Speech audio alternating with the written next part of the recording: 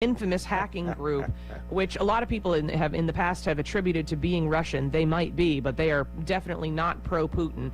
And so what they did was they hacked into all of the high-profile Russian TV broadcasts, and instead of Putin's propaganda programming, they actually started showing real war footage from Ukraine. And they, with a message to the Russian people of, wake up, this is what's really happening, and your leader is lying to you. Now, unfortunately, 70% of Russians support the invasion of Ukraine because they've been blasted with all of this narrative about Nazism and saving Ukraine and all this other stuff. So it's bad. Well, it'll get better. There's always a better tomorrow, Victoria. But today, it's 59 past the hour on the DJV program. We're talking about HPV vaccine with Dr. Barbara Pahoud, Associate Professor of Pediatrics at Children's Mercy Hospital in Kansas City. Dr. Pahoud, can you start by telling us, what is HPV vaccine? This is a cancer prevention vaccine. We are lucky enough now as parents to have a vaccine that can prevent cancer in both boys and girls. You say boys and girls. HPV can affect boys too? Throat cancer and mouth cancer in men is starting to surpass the incidence of HPV-associated cancer in women. There's going to be more cancer in males than in females. Both girls and boys can benefit from vaccination. What kind of questions are you hearing from parents about HPV vaccine? I'm not getting that many questions from parents about HPV vaccine. So we need to get the word out there that there are HPV-associated cancers and that there's something they can do to protect their children. Thanks, Dr. Pahoud. For more information about the HPV vaccine, go to moimmunize.org. Brought to you by Missouri Immunization Coalition. News Talk 1560 AM, 94.1 FM, KTUI, Sullivan. It's 6 o'clock. Good morning. This is KTUI Radio, beginning a new day of broadcasting. KTUI is owned and operated by Merrimack Area Broadcasting, LLC of Sullivan, Missouri. Broadcast facilities are located at 900 Elmont Road in Sullivan. KTUI is authorized by the Federal Communications Commission to operate on an assigned frequency of 1560 kilohertz on the AM band and K231CP, an FM translator frequency of 94.1 megahertz. The assigned power for KTUI AM is 1,000 watts, and the power for the FM translator is 250 watts. We invite you to tune in daily to AM 1560 or 94.1 FM for the latest news, weather, and information. And now the U.S. Coast Guard Band with our national anthem.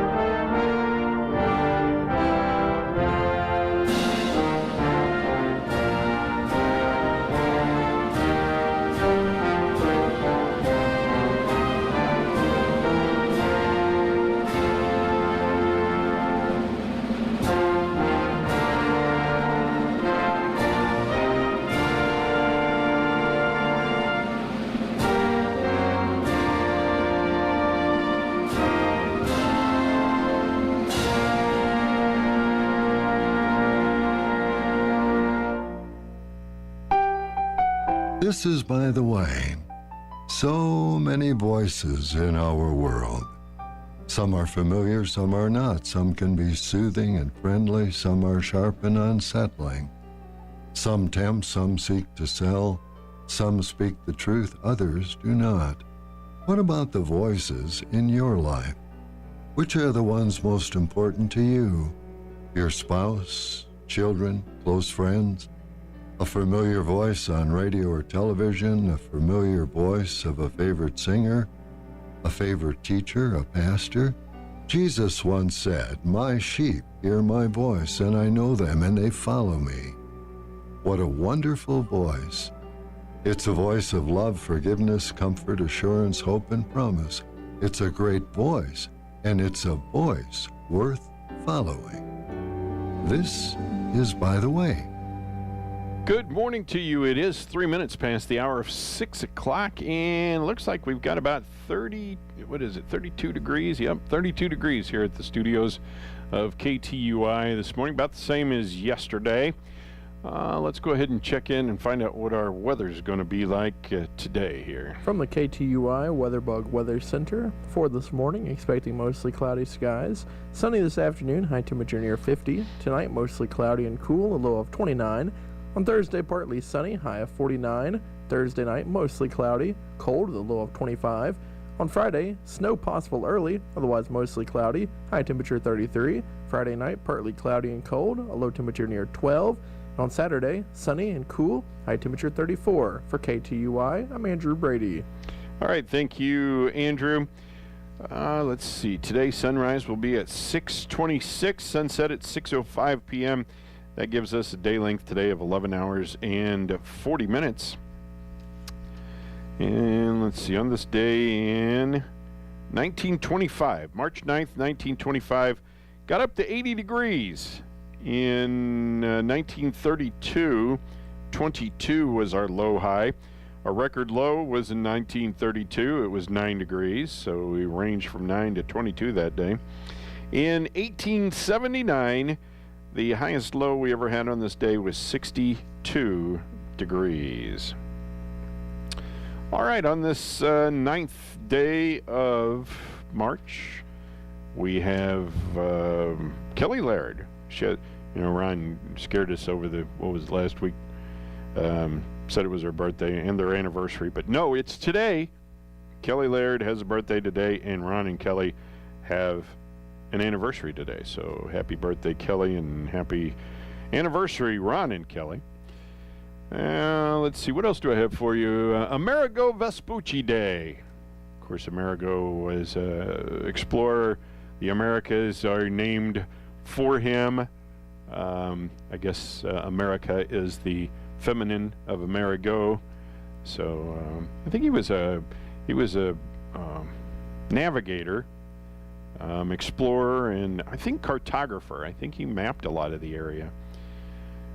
This is Bang Clang Day. Why in the world? Oh yeah, this is Amerigo Vespucci's birthday, I believe.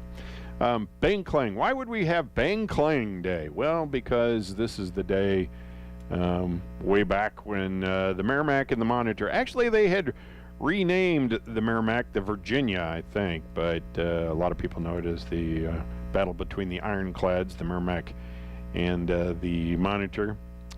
Let's see. 1862, that's when that Civil War battle took place, the Battle of Hampton Roads. What else do we have? This is Barbie Day. Discover what your name means Day. This is False Teeth Day. Get Over It Day. Joe Franklin Day. Who's Joe Franklin? Does anybody know?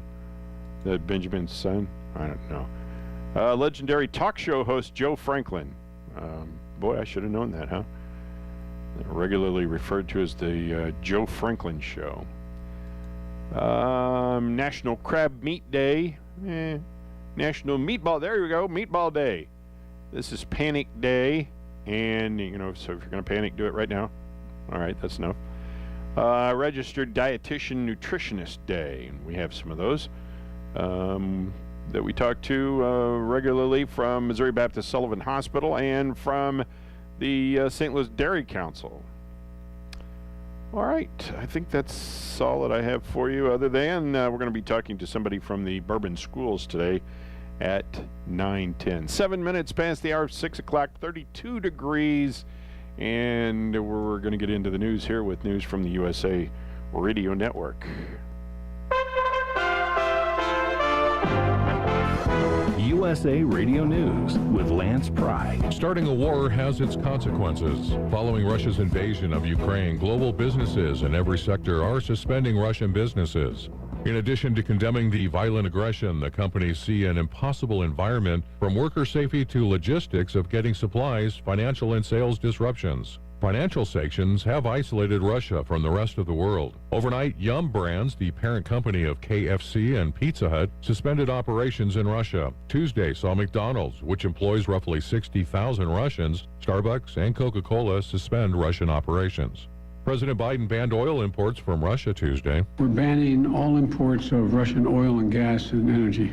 Venezuela has freed U.S. citizens Gustavo Cardenas and Jorge Fernandez from detention. The announcement is a possible olive branch between Washington and the Latin American country. USA Radio News. I'm Rich Rosario. We could all use a getaway this spring break, and Kalahari Resorts, home to America's largest indoor water parks, provides an escape the whole family will love. From the giant wave pool to the thrilling slides, Kalahari's indoor water parks will provide an always 84 degrees and sunny spring break getaway. With locations in Wisconsin, Ohio, Pennsylvania, and Texas, your family's ideal getaway is just a short road trip away. Make your reservation today at KalahariResorts.com. Pump up the volume on your published book. Audiobooks generate new readers who love the storytelling format. We all have active multitasking lives now. With audiobooks, we can enjoy your book anywhere, anytime. Earn more profits. Tell your story to a new audience. Call Audiobook Network for a free guide. We produce your audiobook with professional voice actors and engineers, and then sell your audiobook on Amazon, Audible, and Apple iTunes. Call Audiobook Network at 800-495-1223. Call today, 800-495-1223. As gas prices have reached their highest level in this country's history, some leaders are scrambling to try and bring prices down. Katie Lewis reports. The Democratic governors say the move is to alleviate pump prices exceeding $4 per gallon. The governors from Colorado, Michigan, Minnesota, New Mexico, Pennsylvania, and Wisconsin pushed for the suspension in a letter Tuesday to congressional leaders. Governor Gretchen Whitmer from Michigan is up for re-election, but a spokesperson said she does not support temporarily freezing the state's 27.2 cents per gallon gas tax or the 6% sales tax on fuel. January 6, prosecutors won a landmark ruling in the first case of the U.S. Capitol riot to go before a jury trial. Texas man Guy Reffitt was found guilty on 5 felony charges, including obstructing an official proceeding and bringing a gun onto the grounds of the U.S. Capitol. He faces 60 years in prison. It should be noted, Reffitt did not enter the Capitol building. USA Radio News. Nobody move. If you try to make any move, you danger yourself and the airplane. Are the shakings that have come upon America and the world from 9/11 to COVID-19 all part of an ancient mystery, a prophecy, a warning of what is still to come? From New York Times bestselling author Jonathan Cahn comes an explosive and mind-blowing motion picture, The Harbingers of Things to Come, the one movie you can't afford not to see. In theaters May 12th. Tickets available online at fathomevents.com. In an address to the United Kingdom Parliament, Ukrainian President Zelensky spoke emotionally about his country's attempts to stop the Russian invasion. Brought in by Zoom and translated. On day 5, the terror against us was going on against children, against the cities, and constant shelling have been taking place around the country, including hospitals, and that didn't break us, and that gave us feeling of big truth. On day 6, the Russian rockets fell on Babin Yar, that is the place where the Nazis killed thousands of people during the Second World War. And 80 years after, the Russia hit at them for the second time. Good news for Packers fans. Looks like the big cheese is sticking around. John Hunt reports. If your NFL team is looking for a new quarterback, cross Aaron Rodgers' name off the list as he's planning to come back to the Green Bay Packers for an 18th season, a move that answers the big question that has dominated the NFL offseason discussion. NFL Network reported that the 38-year-old Rodgers had agreed to a 4-year, $200 million contract that includes $153 million in guaranteed money. Keep in mind, daylight savings time kicks in this weekend. I'm Lance Pry. This is USA Radio News. At Missouri Baptist Sullivan Hospital, we don't just work in the community. We live here, too. We understand what it means to raise a family here, and we know the importance of having the highest quality healthcare nearby.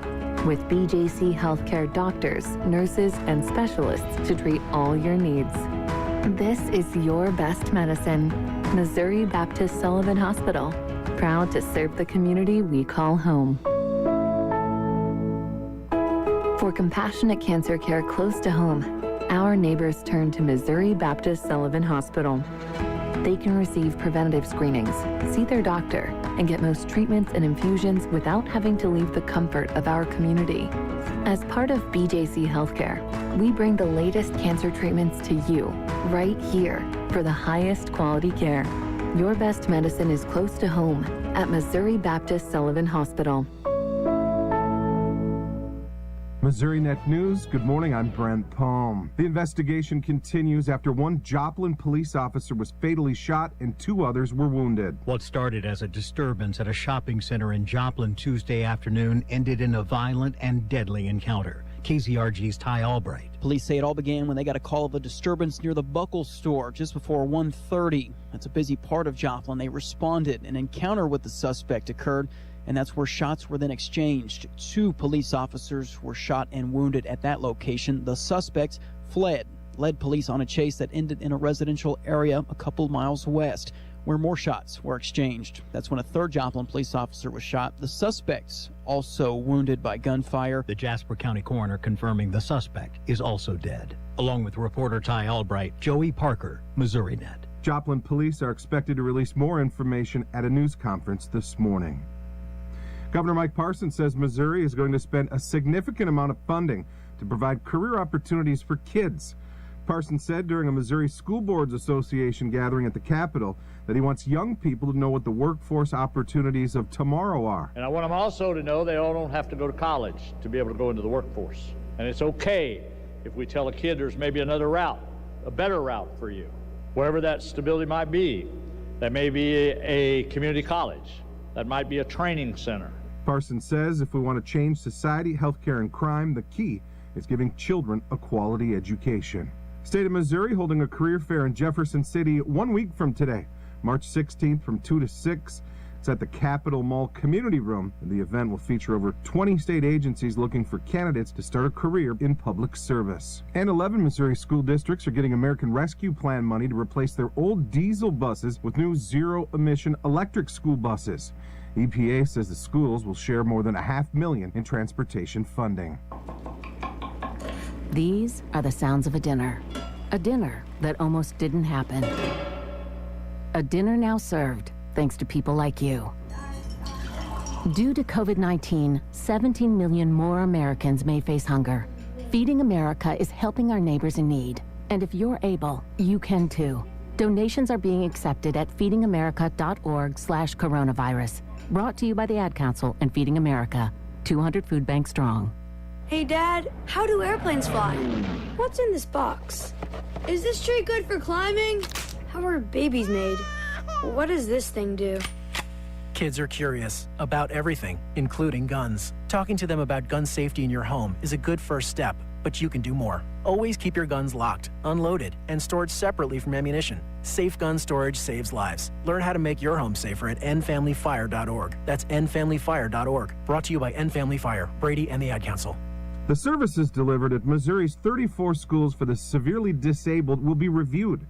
Education Commissioner Margie Van Dieven says the last time the Department of Elementary and Secondary Education studied the services at these schools was back in 2006. The needs have shifted drastically, but as you look at our last 20 years and the enrollment numbers that existed and where we are today and the various needs that our students encompass is a little bit different. So maybe our services need to change as well to meet that need. More than 740 students are currently served at these schools around Missouri. A Republican state lawmaker is proposing a bill to prevent Missourians from getting abortions out of state. Representative Mary Elizabeth Coleman introduced a measure that would allow private citizens to sue anyone who helps a Missouri resident get an abortion in another state. Residents have been traveling to receive abortions since Missouri passed one of the country's strictest abortion laws in 2019. And Mizzou opens the SEC basketball tournament tonight against Ole Miss.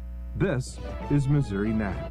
Hi, this is Ryan Juergens, loan officer at First State Community Bank in Sullivan. Are you wanting a home with acreage, a hobby farm, or simply looking for a short-term loan? At First State Community Bank, we're offering a new 7-year adjustable rate mortgage program. Check out our 7-1 and 7-3 options, available to those with a 680 credit score or higher. Stop by to see our team today about the possibility of getting started. First State Community Bank, member FDIC, online at fscb.com. Kids, Maggie's bowl's empty and now she's drinking out of the toilet. She's grumpy and so am I. Oh, Dad, we'll feed her and walk her every day, we promise. Maggie needs love and regular maintenance, kind of like your air conditioner. Schedule Level 9's 14-point system tune-up now. You don't want a grumpy HVAC system, and I don't want a grumpy Maggie. Let's get you fit, girl. We're Level 9, heating and cooling. Level9HVAC.com. The Lake St. Louis mother accused of taking her 7-year-old daughter during a scheduled supervised visit Monday afternoon has been charged. Police in St. Charles say 35-year-old Valerie Jean Baker had supervised visitation with 7-year-old Piper Johnson and her 9-year-old brother around 3:30 p.m. on Monday. During the visitation, Baker allegedly shoved the caseworker and took Johnson. The boy got away during the incident and is currently with his grandparents. Baker sped off after allegedly shoving Johnson into a car. The Department of Social Services Children's Division had court-ordered legal custody of both children. Baker's car was last seen in Colorado near the Utah border yesterday morning. According to the St. Louis County prosecuting attorney, he has charged Baker with interference with custody and assault 4th degree. According to police, Baker rammed her parents' house with her car in November in an attempt to kidnap the children. Police said that they are very concerned for the girls' well-being due to the mother's erratic behavior. St. Louis detectives found a 72-year-old man shot inside a car in the 3900 block of North 25th Street in the Hyde Park neighborhood yesterday before noon. The man died after being shot several times, police said. Relatives later identified the man as Michael Kelly, a North City landlord. No additional information has been released. Washington County Sheriff Zach Jacobson issued a press release that said on March 5th of this year, the Washington County Sheriff's Office was contacted concerning the discovery of human remains. The remains were located by a citizen on private property in northern Washington County. The identity of the decedent, cause, manner, and time of death are currently unknown. This case is active and under investigation by the Washington County Sheriff's Office and the Washington County Coroner's Office. No further information will be released at this time. The Missouri State Highway Patrol reported a fatal accident in Jefferson County at 6:50 p.m. yesterday on Missouri 21 south of Vineland Road, North Junction. A 2012 GMC Sierra 2500 driven by 46-year-old Thomas J. Fitzgerald of House Springs was southbound approaching the rear of a 2011 Ford F-250 driven by 65-year-old Michael R. Ronchetto of Potosi. Fitzgerald improperly attempted to pass a 2017 Ford Explorer driven by 36-year-old Robin E. Hayes of Cadet and the Ronchetto vehicle. The front left of the Fitzgerald vehicle struck the front left of a 2014 Volkswagen Passat driven by 49-year-old Holly C. Francis of St. Louis. Francis lost control of her vehicle, causing it to spin into the path of the Ronchetto vehicle. The front of the Ronchetto vehicle struck the right side of the Francis vehicle. The Fitzgerald vehicle then returned to the southbound lane, causing the right side to strike the left side of the Hayes Ford Explorer. The Hayes vehicle then traveled off the right side of the roadway, struck several trees. 49-year-old Holly C. Francis of Cadet was pronounced at the scene by EMS personnel. 65-year-old Michael R. Ronchetto of Potosi had moderate injuries. He was taken by Valley Ambulance to Mercy Hospital South. There was a fatal accident at 6:30 p.m. yesterday in Cape Girardeau County on County Road 616, 4 miles north of Jackson. 26-year-old Bernard C. Cruz of Jackson was driving a 1999 Toyota RAV4. Traveled off the right side of the roadway, returned to the roadway, then traveled off the left side of the roadway, overturned, ejecting the driver. He was pronounced at the scene by Cape Girardeau County Coroner. There was a fatal accident on Monday in Crawford County at 9:15 p.m. on westbound I-44 at the 201 mile marker. 50-year-old James D. Whining of Blytheville, Arkansas, was driving a 2019 Buick Encore, traveled off the left side of the road, struck the cable barrier. The vehicle continued to strike a sign, then struck the crossover went airborne and came to rest in the median. 50-year-old James Whining of Blytheville, Arkansas, was pronounced at the scene by the Crawford County Assistant Coroner. A passenger in the vehicle, 68-year-old Kathleen S. Miller of Harrison, Arkansas, had serious injuries. She was flown by Phelps Air to Mercy Hospital in St. Louis. The Highway Patrol made an arrest in Franklin County at 5:32 p.m. yesterday. 32-year-old Ricky J. Walton of St. Clair was arrested for Jefferson County warrant driving without a license. He was taken to the Franklin County Jail and was bondable. At 3:52 p.m. yesterday in Phelps County, 47-year-old Sean D. Godfrey of Salem was arrested for DWI first offense, failure to register a motor vehicle. He was released to a sober driver. At 2:52 p.m. yesterday in Franklin County, 49-year-old Tammy S. Gullett of St. Clair was arrested on a patrol charge driving while intoxicated. She was taken to the Franklin County Jail and later released. At 2:25 p.m. yesterday in Franklin County, 20-year-old Abby R. George of St. Clair arrested for Pacific Police Department speeding, Franklin County traffic violations ×4. She was taken to the Franklin County Jail and was bondable. At 10:58 yesterday morning in Gasconade County, 28-year-old Joshua K. Torrance of Bland was arrested for an Owensville Police Department misdemeanor warrant, failure to appear for shoplifting, and for driving while revoked. He was taken to the Owensville Police Department and was bondable. At 8:17 a.m. yesterday in Franklin County, 39-year-old Chad W. Johnson of Springfield was arrested for Franklin County warrant for speeding. He was taken to the Franklin County Jail and was bondable. The spring citywide cleanup in the city of Sullivan will be April 18th through the 22nd. The day of pickup will be on your normal trash day that week. 2 bulk items per house. All boards or lumber cannot exceed 4 feet in length. All items need to be bagged or boxed with a maximum weight of 30 pounds, maximum of 6 bags, and stacked neatly at your curb. Mark your calendars. If you have any questions, please contact Swinger Sanitation at 877-407-8261. That is a look at your local news on a Wednesday. I'm Sam Scott. As we all live longer, age really is just a number, but retirement is so much more than one. Hi, I'm Donnie Greenwald, your Sullivan Edward Jones financial advisor, and I want to know what retirement means to you. Together, we can look at the big picture and make a strategy to help you reach your goals, because you can't prepare for the unexpected if you don't know where you're headed. Call me at 573-468-6046 or visit edwardjones.com to get started today. Edward Jones, member SIPC. As a trauma-informed provider, Compass Health Network is equipped to assist you or a loved one struggling with trauma, anxiety, depression, substance use disorder, or other behavioral health conditions. Our providers understand that everyone's life experiences are different and will work with you in person or virtually to develop the most effective plan of care. You are not alone. Call Compass Health Network today at 844-853-8937 or visit compasshealthnetwork.org for more information.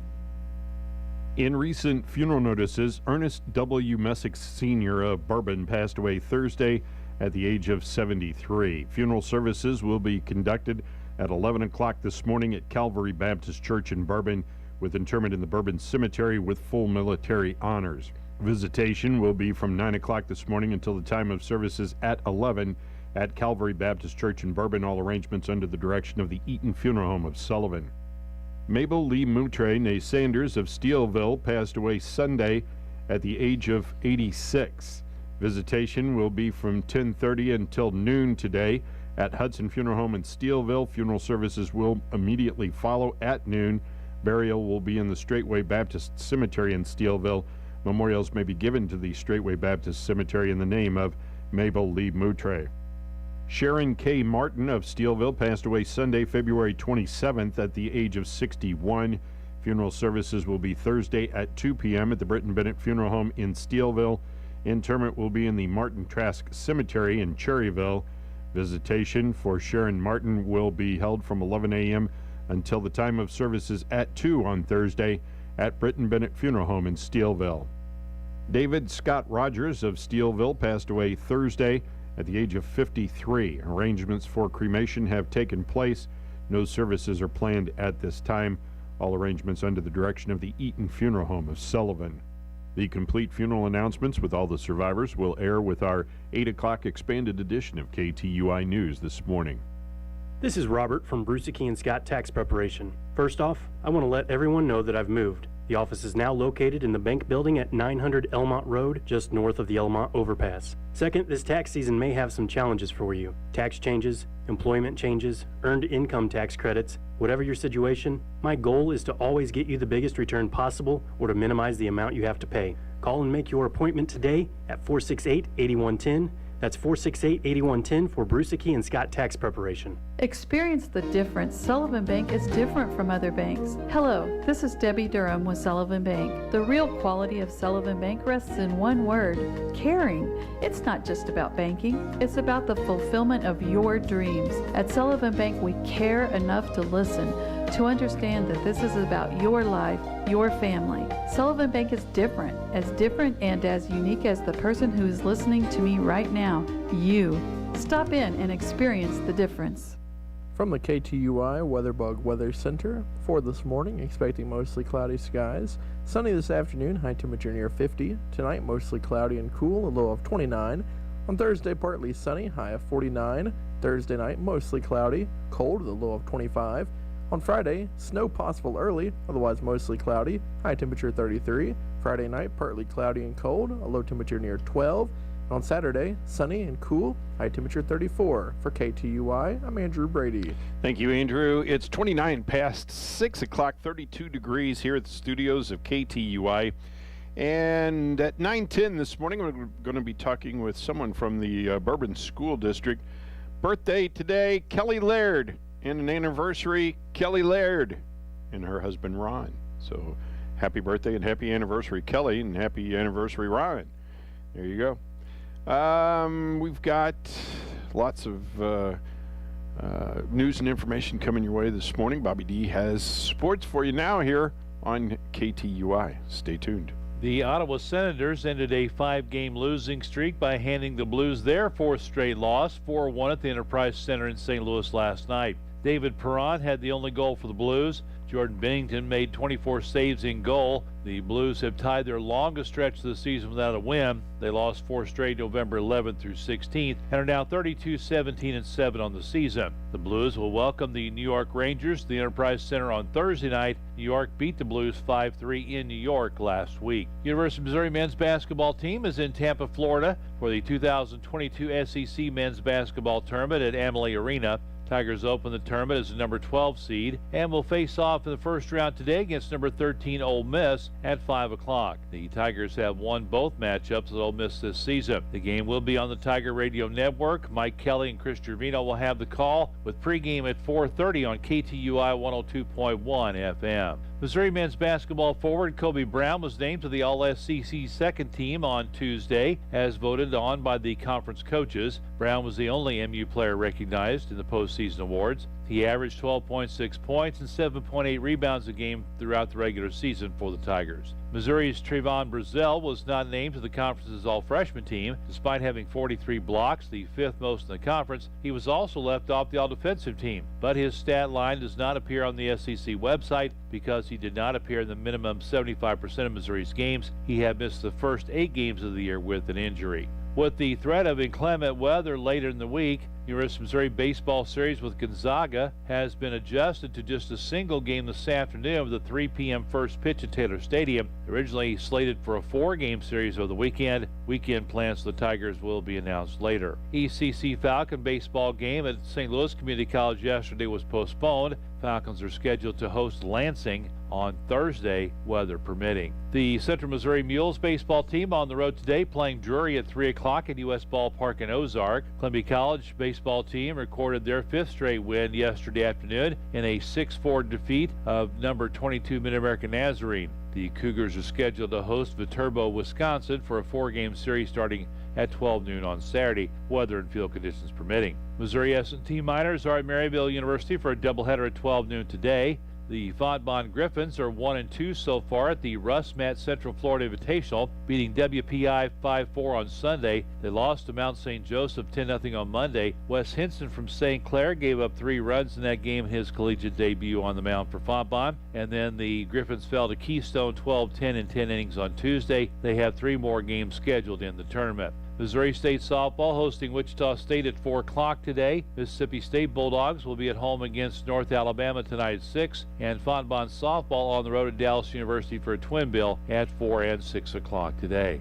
Class 4 state sectional high school basketball played last night at Kirkwood High School. It was the St. James Lady Tigers coming out on top of the Lutheran South Lancers 60-53 to advance to the Class 4 quarterfinals. Emily Recker led the Lady Tigers with 17 points. Kendall Kostopoulos had 14. Allie Bullock had 11. St. James will now play Central Park Hills on Saturday at 1 o'clock at Jefferson Community College in Hillsboro. Central beat Donovan last night 49-38. On the boys' side, the Sullivan Eagles season coming to an end as they dropped the game to Live for Life Academy 65-49 at Kirkwood last night. Eagles finished up the season at 12-16 overall. Logan Waters led Sullivan with 12 points. Luke Todd had 8. Kyle Lewis 7 and Blaine Sappington 6 as those seniors finish up their career. Live for Life will now play New Madrid County Central on Saturday at 2:45 as they beat Central Park Hills boys 64-53. Middle school volleyball from last night. It was Owensville taking the 7th grade matchup with St. Clair 2-0. St. Clair came back to win the 8th grade game 2-1. Pacific with a sweep of Herman, winning the 7th grade matchup 2-0 and the 8th grade game 2-1. No score on the Cuba Viburnum game from last night. Bland 7th graders beating Lynn 2-0. Bland also wins the 8th grade game 2-0. I do have some of the honorees for the Gasconade Valley Conference All-Conference team. Don't have the complete list as yet, hoping to get that later today. Boys first team, Landon Mabe of Steelville was named MVP. Johnny Bryce, Carson Mullen, and Connor Diaz all from Steelville making the first team. Dylan Beal and Dylan Keogh from Cuba on the first team. Hunter Smith from Cuba made honorable mention. Toby Brown from Steelville, honorable mention. On the girls' side, Naomi Perkins of Steelville was unanimous choice as the league MVP. And the rest of the starting five for Steelville, Lauren Davis, Toby Pennock, Dalen Pryor, and Haley Woodall all making first team all-conference. Also making first team, Diamond Payne of Cuba and Tyra Hafer from Cuba. McKenna Shelton from Cuba named to the honorable mention team. And the Forwards Conference All-Conference girls basketball team was released yesterday. Dutch girls from Owensville, the conference champion. The conference MVP was Anna Finley of Owensville, and the coach of the year, Ryan Flanagan of Owensville. First team all-conference, Anna Finley, the MVP from Owensville. Emma Daniels of Owensville, a sophomore. Senior Mackenzie Wilson, New Haven. Junior Abby Peterson from Sullivan. Sophomore Emily Recker, St. James. Freshman Sophia Helling from Union. Sophomore Kendall Kostopoulos from St. James, and senior Allison Bullock from St. James. Brenda Langenberg of New Haven was named the 6th Girl of the Year. Second team all-conference, Holly Helt, a junior from Herman. Kelsey Brake, sophomore from Union. Olivia Heron, junior from St. James. Kyla Hendricks, a senior from Owensville. Molly Pritchard, junior from Pacific. Cameron Caldwell, freshman from Owensville. DeKayla McLean, a junior from Sullivan. And Veda Moore, a junior from St. Clair. Looking at the middle school volleyball schedule for today, Sullivan at Bourbon, Washington at Pacific, and St. Clair will be at St. James. All 5:30 starts for tonight. Sports on the air today, we have Mizzou basketball taking on Ole Miss at the SEC tournament. 4:30 pregame and tip-off at 5 o'clock. You'll hear it on 102.1 KTUI FM. That is your look at sports on this Wednesday. Have a great day, everybody. This is Bobby D. Whether you're on the farm or at the job site, Seidenstricker Nobe John Deere is here to help you get the job done. Our compact construction equipment are masters of multitasking. Grow your productivity by adding one of the many easy-to-use attachments at our Attachment Extravaganza sales event. From snow pushers to brooms, rotary tillers, and even mowers. Seidenstricker Nobe, your partner for the job site. snpartners.com. Offer valid 5/31/2022. Some restrictions apply. See dealer for details. Some direct cash cattle business was reported yesterday, and cash hogs were steady to higher. I'm John Perkins with the Brownfield Livestock Update. Direct cash cattle business was light yesterday at 138 live in Texas and Kansas, down $2 on the week, which could be a sign that buyers will try to extend last week's leverage. Asking prices were 140 live and 222 plus dressed, with bids of 138 live and 220 dressed. That's probably where things will be refreshed today. This week's show list looks mixed, larger in Kansas, smaller in Texas, Nebraska, and Colorado. Box beef closed sharply lower with relatively heavy movement. Choices down $2.27 to $252.44, and select dropped $5.28 to $244.94. The estimated cattle slaughter of 125,000 head was up 1,000 on the week and 4,000 on the year. At the Oklahoma National Stockyards, compared to the previous week's light test, feeder steers closed 4 to 6 lower and feeder heifers are down 5 to 8, while steer calves were 4 to 6 lower and heifer calves are down 6 to 9. USDA says quality range from plain to attractive, with receipts up on the week, down on the year.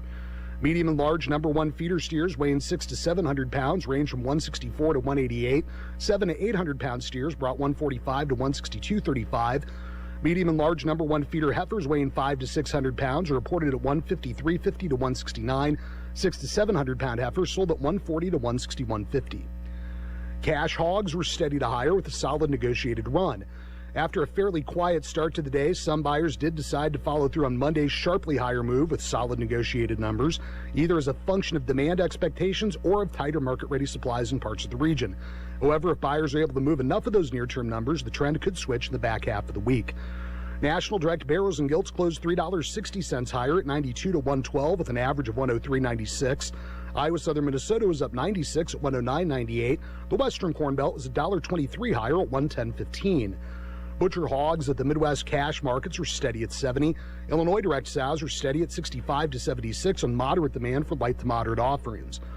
Pork closed $1.25 lower at 105.40, reversing its midday gain. Butts, picnics, hams, and bellies were down sharply, canceling out those gains in loins and ribs. The estimated hog slaughter of 480,000 head was down 2,000 on the week and 6,000 on the year. We're online at brownfieldagnews.com. You can follow us on Twitter at Brownfield. John Perkins, Brownfield. If you see blisters on the mouth, nose, or feet of your livestock, call your veterinarian. Hi, I'm Jody Henke. The signs mimic a disease that was eradicated from the United States as you're living the country life. Living the country life. Ideas and inspiration for your place in the country. You can find more information on today's topic and from previous shows by visiting us online at livingthecountrylife.com. We'll return to the show after these messages. It's planting season. Race against the clock season. Mistakes can't happen season. And no one helps you face it all like John Deere. Putting technology in your hands that gets you in and out of the field faster. That makes your spacing and depth more accurate. And that gives you the confidence that this season will be your best season. See what you have to gain at johndeere.com/gainground. Whenever you're online, Living the Country Life is there too. Like us on Facebook and exchange tips and ideas with people who share your love for the country way of life. Follow us on Twitter at Small Farming for timely news and information. You can also find us on Instagram and Pinterest. See the latest inspired shot from our readers or add a garden tip to your boards. Living the Country Life has all the ideas for your home acreage. Visit us online at livingthecountrylife.com and find us on social media. Having just one canker sore in my mouth is painful. Livestock can have many, which can also include blisters in and around their mouth, nose, and feet. Tony Moravec is a veterinarian with Mariel and says vesicular stomatitis and a number of other viral diseases will cause blisters in horses, pigs, and cattle. These are the signs to look for. Any type of salivation around the mouth, cattle dropping feed, pigs dropping feed, horses dropping feed out of their mouth because there's sores in and around the mouth and it's just a very uncomfortable disease. Lameness, if they have blisters between their toes, it's a very sore and discomforting disease. Good sanitation and quarantine practices on affected farms usually contain the infection until it dies out on its own. But if you see these symptoms in your animals, call your veterinarian right away for a diagnosis and treatment. This is important because the symptoms are similar to foot and mouth disease, which has no cure. It hasn't been found in the United States since 1929, but it's very contagious and could be just a plane ride away. Foot and mouth disease is currently infecting animals in parts of Southeast Asia, parts of South America. It is not in America as we know it right now, but we are on high alert. There's a lot of people that travel, and it's a virus that can stick to the bottom of shoes. It has a way of moving around the world, and we don't fully understand all the different routes of transmission of how it can move from place to place, but that's why we need to be so hypervigilant. The virus causing vesicular stomatitis can also infect handlers of infected animals. In people, it causes influenza-like symptoms. Learn more about blister diseases at livingthecountrylife.com. I'll see you in the country. Living the country life. Ideas and inspiration for your place in the country. You can find more information on today's topic, share your tips, and post photos by visiting us online at livingthecountrylife.com. From the KTUI WeatherBug Weather Center, for this morning, expecting mostly cloudy skies. Sunny this afternoon, high temperature near 50. Tonight, mostly cloudy and cool, a low of 29. On Thursday, partly sunny, high of 49. Thursday night, mostly cloudy, cold with a low of 25. On Friday, snow possible early, otherwise mostly cloudy, high temperature 33. Friday night, partly cloudy and cold, a low temperature near 12. On Saturday, sunny and cool, high temperature 34. For KTUI, I'm Andrew Brady. Thank you, Andrew. It's 17 minutes in front of 7 o'clock, 32 degrees. Time to go out across our wide Missouri. Across our wide Missouri with Bob Pretty. Listen to show archives, hear about this day in Missouri history, and learn more about the Show Me State by visiting MissouriNet.com today. Henry Ford, the great automobile maker, once said history is more or less bunk. The great philosopher Cicero had written many years before Ford, history is the witness that testifies to the passing of time. It illumines reality, vitalizes memory, provides guidance in daily life, and brings us tidings of antiquity. Thankfully, there is a dedicated group of people who are more inclined to agree with Cicero than Ford, and for without them, Missouri's heritage would be virtually unknown. The story in a minute. Sexual and reproductive health care doesn't have to be complicated. You can take control of your sexual health with birth control and sexual health screenings, quality STD testing and treatment, and family planning services. Missouri Family Health Council providers are all over the state. Affordable and confidential sexual and reproductive health care is here for you. Health care for everybody. Find a provider today. Visit Missouri Family Health Council at mfhc.org. If a loved one experienced a mental health crisis, would you know what to do? Training in mental health first aid can teach you how to identify and respond to someone experiencing a mental health or substance use challenge. Just like CPR, mental health first aid is a practical way to help those around you. Ready to take action? Mental health first aid training is available in your community. You can register for individual or group classes. Learn more and register for a session at mhfamissouri.org. Brought to you by Missouri Department of Mental Health. It was during a meeting of newspapermen in 1898 that the publisher of the Shelbina Democrat, W.O.L. Jewett, proposed the president of the press group name a 5-member committee to draw plans for a state historical society. And by May, when the annual Missouri Press Association meeting was held, the University of Missouri had agreed to set aside a room for the new society in Academic Hall, the building now known as Jesse Hall. And so the society was in operation, but only as an unofficial group. For some time it had no money. The expenses were defrayed by the university and society members. Secretary Isidore Loeb circulated letters to Missouri newspaper publishers seeking contributions of their newspapers to the society library. The result was overwhelming. In 1899, 2 things happened. The society was incorporated, and the legislature approved a bill making it a trustee of the state. That gave the society the formal substance and identification it needed. 1901 was when the society hired its first full-time paid employee, Minnie Organ. That September, Sedalia lawyer Francis Asbury became the first executive secretary. He was important because he had collected books and other material on Missouri since the immediate post-Civil War days. When he became society head, he donated his 1,886 books and more than 14,000 pamphlets to the society, the beginning of the society library that now contains more books and pamphlets on Missouri than any other facility in the world.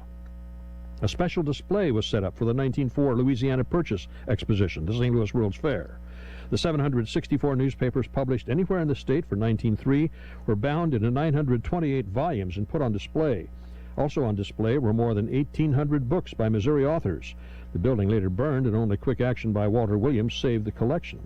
1903 was the year the society published its first work, an 85-page paper-bound book about its annual meeting that year. 3 years later, the first edition of the Missouri Historical Review was off the press. It was now, as it was then, still a quarterly. When the first issue was published, the society had 70 annual paid members and 626 editorial members.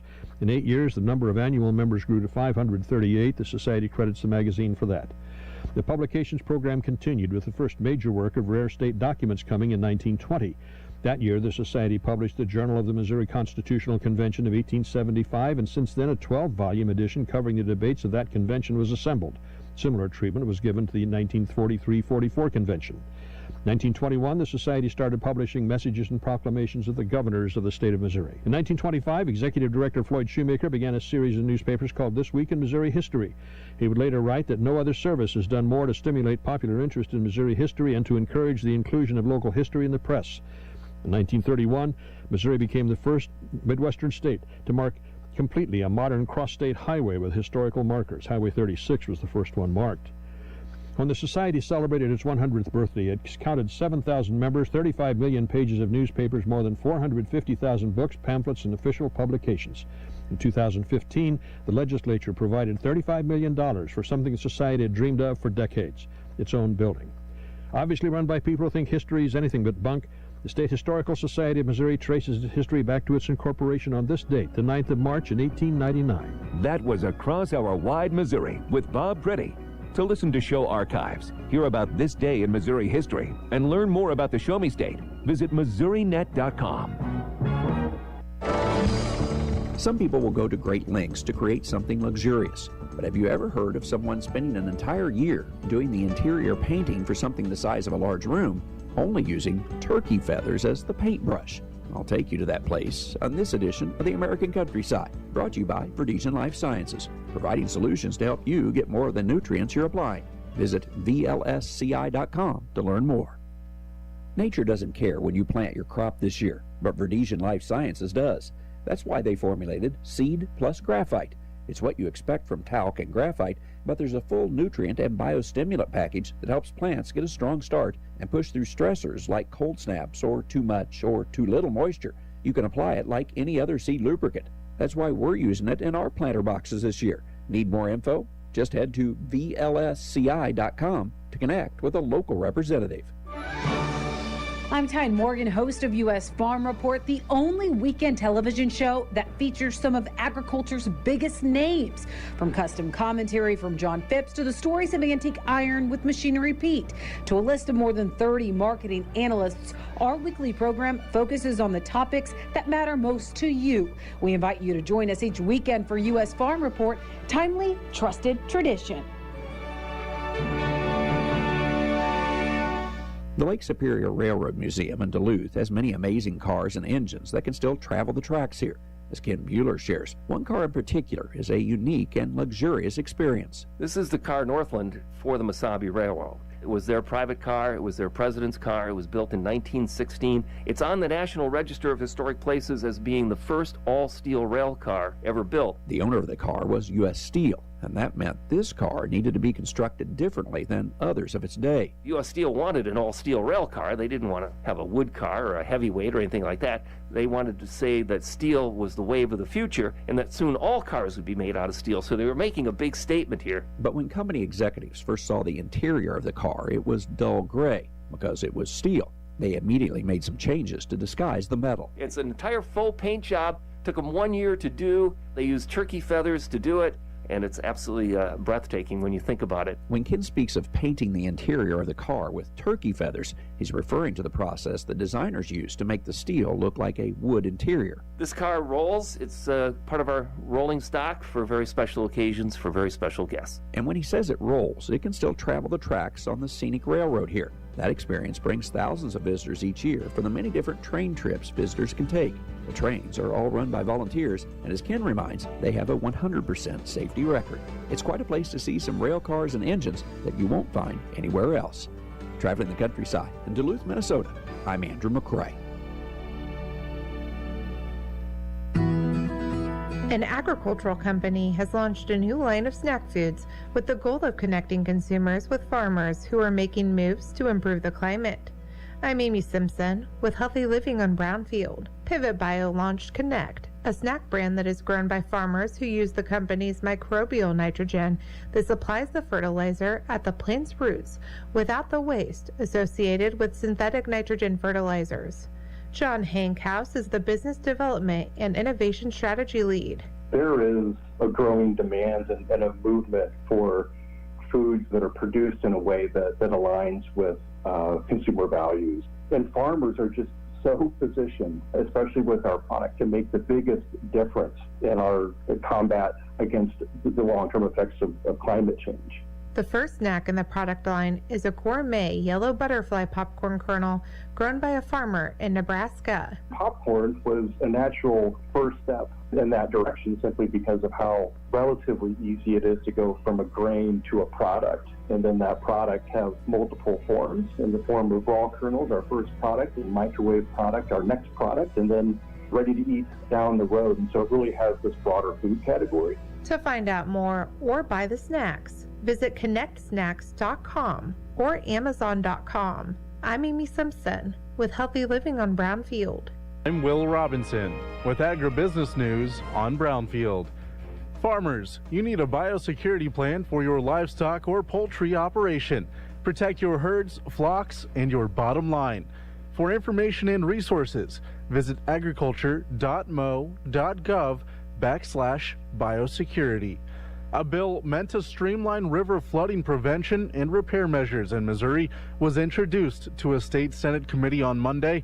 The bill's sponsor, Missouri Senator Dan Hageman, testified on behalf of his flood resiliency bill before the Agriculture, Food Production, and Outdoor Resources Committee, saying it would protect Missourians from a repeat of the $20 billion of damage caused by the 2019 flood. Being proactive will hopefully better minimize the impact of flood events in the future to help mitigate these flooding situations. He says Senate Bill 984 would create constant funding subject to state appropriations directed by the Missouri Department of Natural Resources. Missouri DNR Director Drew Bunton says the bill would create better collaboration among local stakeholders like landowners, farmers, and business owners. Everybody talks about wanting improvements, but a lot of times it's very difficult to get people to agree on what an improvement versus an impact to them is. Some grain merchandisers are going to extreme measures to offset wild price swings. Iowa State University Extension economist Chad Hart says some cooperatives have suspended cash bids, while others have moved to deferred contracts. Incredibly volatile situation in the marketplace. We've seen prices move dramatically in both directions. And, the co-ops and our elevators are sort of caught in between. They're both buying and selling the grain at the same time. So they're seeing this volatility on both ends. Increasing fuel prices are a big concern for farmers heading into spring planting season.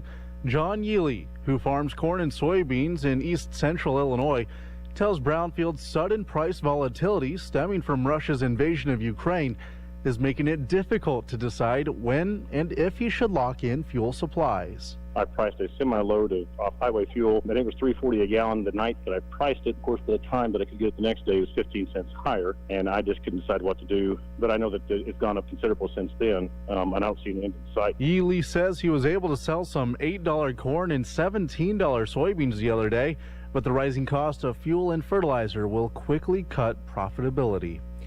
U.S. ethanol exports ticked higher from December to January. The Renewable Fuels Association says shipments of nearly 124 million gallons were up 5% on the month, but down 25% from the record volume in January of 21. I'm Will Robinson on Brownfield.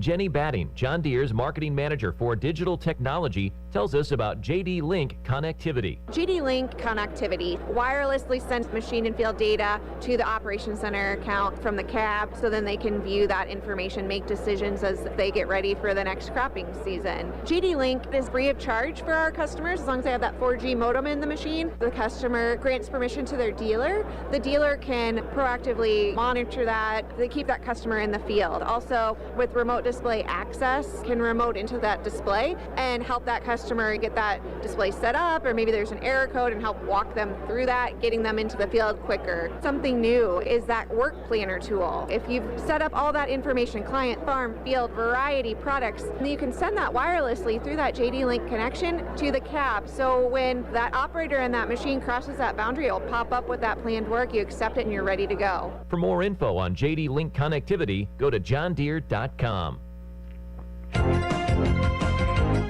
Soybeans and hogs are higher, corn's lower, cattle are mixed. I'm John Perkins with the Brownfield Market Update.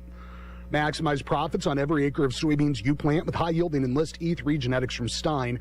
Discover yield plus experience at steinseed.com. Beans are up with the strength in crude oil. May is 29 1/4 higher at 16.88 3/4, and July's up 19 at 16.53. On profit taking and spillover from wheat, May corn's 10 1/2 lower at 7.40 1/4. July's down 14 3/4 at 7.12 1/2. Live and feeder cattle are waiting for this week's direct business. April live's up $1.25 at 139.15. June's 52 higher at 134.47.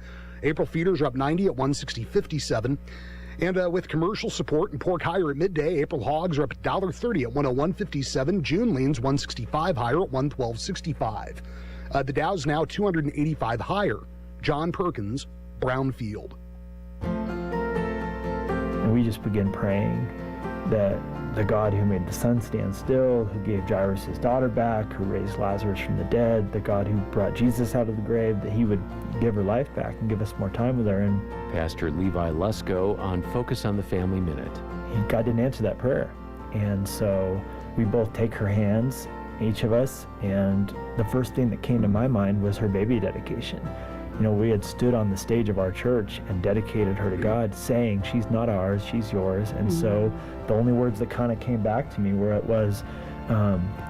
we said she was yours when you gave her to us, and so now as you've taken her to be with you, we give her back to you. And we used Job's words, and we said, blessed be the name of the Lord there. And a supernatural sense of God's presence was in that room that night. You'll find hope at FamilyMinute.org.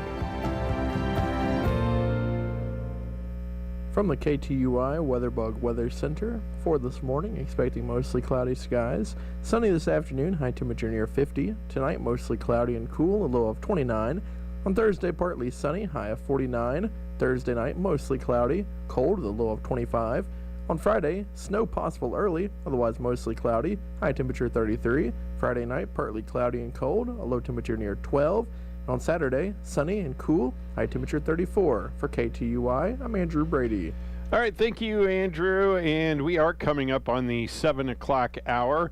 Happy birthday to Kelly Laird today. Happy anniversary to Kelly Laird today, her and her husband, Ron. And coming up at 9:10 this morning, I've got somebody from Bourbon Schools coming in to talk to us. We are AM 1560, KTUI Sullivan, 94.1 FM. You can get the morning show on YouTube. Just go to YouTube, search for KTUI Live. And we're also on the TuneIn app. You can pick us up 24 hours a day, either the FM 102.1 or KTUI AM 1560. It's 7 o'clock news brought to you by Sullivan Bank.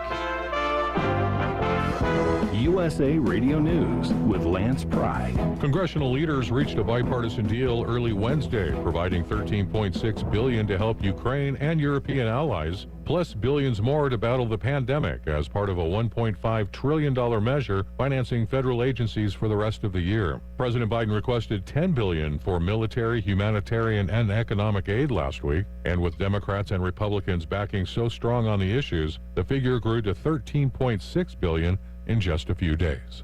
Vladimir Putin's blitzkrieg to seize Ukraine's capital in the first days of the Russian invasion has been a complete failure, thrown off by a fierce Ukrainian resistance, poor planning, and a series of profound miscalculations. John Kirby from the Pentagon lectern. They are having fuel problems. They are having food problems. They are meeting a very stiff and determined Ukrainian resistance. USA Radio News. Balance of Nature's fruits and vegetables in a capsule. Changing the world, one life at a time. I have religiously taken the Balance of Nature. I haven't missed one day, and I'm loving the product. I feel better. My wife has noticed that I've felt better, and I've noticed that I want to get up and go piddle in the garage and, do something that doesn't matter to anybody on earth but me, but I have the energy to where I want to do that. So I really think Balance of Nature is helping me. Get a wide variety of all your daily recommended servings of whole fruits and vegetables without having to leave your home. Right now, Balance of Nature is offering free shipping and 35% off on any new preferred order. Call 800-2468-751. That's 800-2468-751. Or by going to balanceofnature.com and make sure to receive this special radio offer by using discount code USA. Many Americans believe the United States government and some state leaders went way too far with their emergency powers during the pandemic. One restaurant owner went to jail for defying the imposed guidelines in her area. She'll be featured in a documentary. Holland, Michigan restaurant owner Marlena Pavlos Hackney, who went to jail for refusing to follow state COVID-19 guidelines, will now be the focus of a documentary. Pavlos Hackney kept her restaurant, Marlena's Bistro, open during the height of the pandemic because she did not agree with the restrictions. Her restaurant was eventually shut down, and she spent several nights in jail for violating those orders. Eventually, the restaurant was allowed to reopen 6 months later. Stand with Marlena will be released on March 18th. In the USA Radio News Midwest Bureau, I'm Katie Lewis. Researchers at Yale have identified the earliest known relative of octopus and vampire squid and named it after President Biden. The S. bideni had 10 arms and lived 328 million years ago. USA Radio News. Right now, people are home with their pets more often, and I think now, especially with the shedding, they're more cognizant of what's going on and that it's an actual issue, and Dinovite has helped tremendously in our house with that. I just heard the Dinovite commercial so many times that I said, you know what, I'll give it a shot, and I ordered it and tried it, and it worked. The Dinovite, the being at home, working with them, they all love it. Me and Chewy are together 24/7. Within 3 weeks, he's not scratching and itching, and he's an all-around happier dog. DINOVITE.com. As gas prices will be getting more expensive since dropping Russia as a supplier, former National Intelligence Director Rick Grinnell on Newsmax says the United States must be able to supply itself with oil rather than depending on places such as Venezuela, Iran, or Russia to power America's energy needs. Well, look, I think the reality is when you're looking at supply, we need to be able to supply it ourselves. We don't need to go to Venezuela or Iran, as there are some discussions now, or Russia. We have the ability to be dominant, as President Trump says, when it comes to energy exports. We can provide it for ourselves and export it to others. We're not able to do that because of the Biden administration. They stopped production. They stopped the supply. And now we hear reports that they're trying to go to Venezuela and others. My question is why are the environmentalists in America so concerned about dirty oil here, but not dirty oil from Venezuela, Russia, or Iran? The Florida Department of Health released new guidelines Tuesday that says healthy children between the ages of 5 and 17 do not need to get the COVID-19 vaccine. The FDH said based on current available data, healthy children ages 5 to 17 may not benefit from receiving the current available COVID-19 vaccine. The department recommends that children with underlying conditions are the best candidates for the COVID-19 vaccine. I'm Lance Pry. Thanks for listening. We are USA Radio News. At Missouri Baptist Sullivan Hospital, we don't just work in the community. We live here too. We understand what it means to raise a family here, and we know the importance of having the highest quality healthcare nearby, with BJC Healthcare doctors, nurses, and specialists to treat all your needs. This is your best medicine. Missouri Baptist Sullivan Hospital, proud to serve the community we call home. For compassionate cancer care close to home, our neighbors turn to Missouri Baptist Sullivan Hospital. They can receive preventative screenings, see their doctor, and get most treatments and infusions without having to leave the comfort of our community. As part of BJC Healthcare, we bring the latest cancer treatments to you, right here, for the highest quality care. Your best medicine is close to home at Missouri Baptist Sullivan Hospital. Missouri Net News is presented by Show Me Hope Missouri, offering free and confidential crisis counseling. Go to moshowmehope.org. Good morning, I'm Brent Pohm. Southwest Missouri Congressman Billy Long says in a statement that he's shocked and saddened to learn that 3 Joplin police officers were tragically shot and is asking for prayers for them and their families. Joey Parker reports along with Joplin affiliate KZRG News. What started as a disturbance at a shopping center in Joplin Tuesday afternoon ended in a violent and deadly encounter. KZRG's Ty Albright. Police say it all began when they got a call of a disturbance near the Buckle store just before 1:30. That's a busy part of Joplin. They responded. An encounter with the suspect occurred, and that's where shots were then exchanged. 2 police officers were shot and wounded at that location. The suspect fled, led police on a chase that ended in a residential area a couple miles west. where more shots were exchanged. That's when a third Joplin police officer was shot. The suspect's also wounded by gunfire. The Jasper County coroner confirming the suspect is also dead. A bill introduced in the state Senate committee aims to streamline river flooding prevention and repair measures in Missouri. Senator Dan Hegeman says his measure would protect Missourians from a repeat of the $20 billion in damage caused by the 2019 flood. It's my hope that using this fund will allow us to be proactive, not reactive to flooding events. Being proactive will hopefully better minimize the impact of flood events in the future to help mitigate these flooding situations. Hegeman says the proposal would create constant funding subject to legislative approval. A Republican state lawmaker proposing a bill designed to prevent Missourians from getting abortions out of state. Representative Mary Elizabeth Coleman introduced a measure that would allow citizens to sue anyone who helps a Missouri resident get the procedure in another state. And the National Weather Service issuing a winter storm watch for the Kansas City area tonight through late Thursday. 3 to 8 inches of snow expected. I'm Elle, I'm 19, and I had COVID last year. I went from a healthy teenager to not being able to blow out my candles on my 18th birthday. I was exhausted, my heart raced, and I was in a lot of pain. It was brutal, but I thought it was over, right? I'm a young teenager. I thought that I would bounce back. However, I'm not the same. It led to a heart condition, and I'm still living with the heart condition today. This is Dr. Michael Moncure here in Missouri. About 1 in 3 people who get COVID develop long-term symptoms. Some may surprise you, like hair loss, erectile dysfunction, even serious heart conditions like ELS. These symptoms can show up weeks or months later, even after a mild case.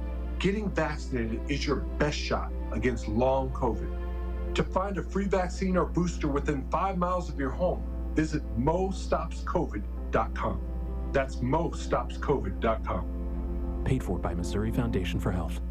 Governor Mike Parson says Missouri is going to spend a significant amount of funding to provide career opportunities for kids.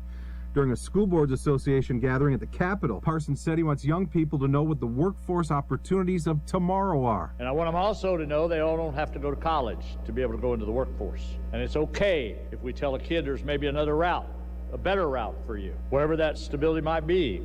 That may be a community college. That might be a training center. Parson says if we want to change society, healthcare, and crime, the key is giving children a quality education. U.S. Senator Roy Blunt cheering unanimous passage of a resolution condemning recent bomb threats at historically black colleges and universities.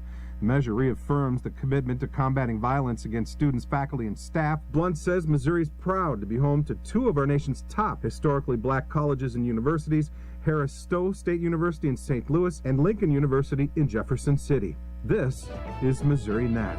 At Sullivan Bank, we offer competitive rates on your deposits and loans. We know rates are not everything. We are all about building relationships. Hello, this is Debbie Durham with Sullivan Bank. Knowing that you have someone you can talk to, whether it's to choose the right account or a home loan, Sullivan Bank will be here now and in the future. As a strong community bank, it's important to us to help you achieve financial success and have a trusting relationship in us. Sullivan Bank. Stop by today and let's chat.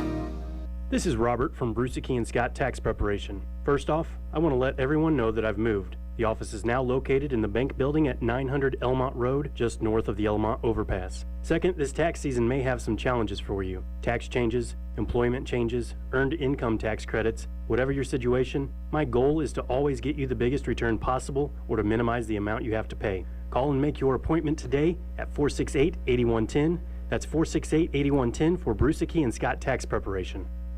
The Lake St. Louis mother accused of taking her 7-year-old daughter during a scheduled supervised visit Monday afternoon has been charged.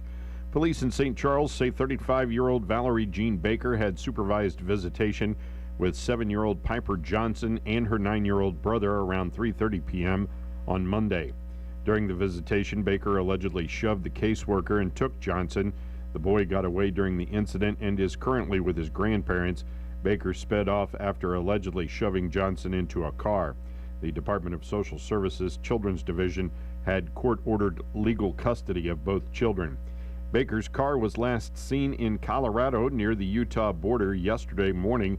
According to the St. Louis County prosecuting attorney, he has charged Baker with interference with custody and assault 4th degree.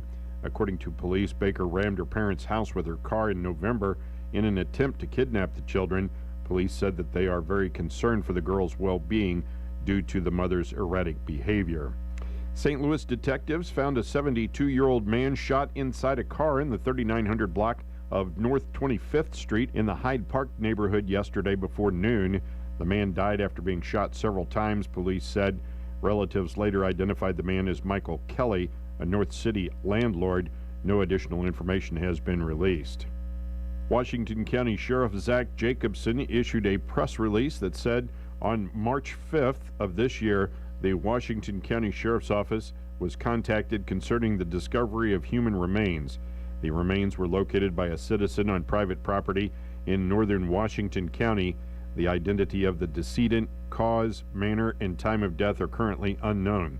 This case is active and under investigation by the Washington County Sheriff's Office and the Washington County Coroner's Office. No further information will be released at this time.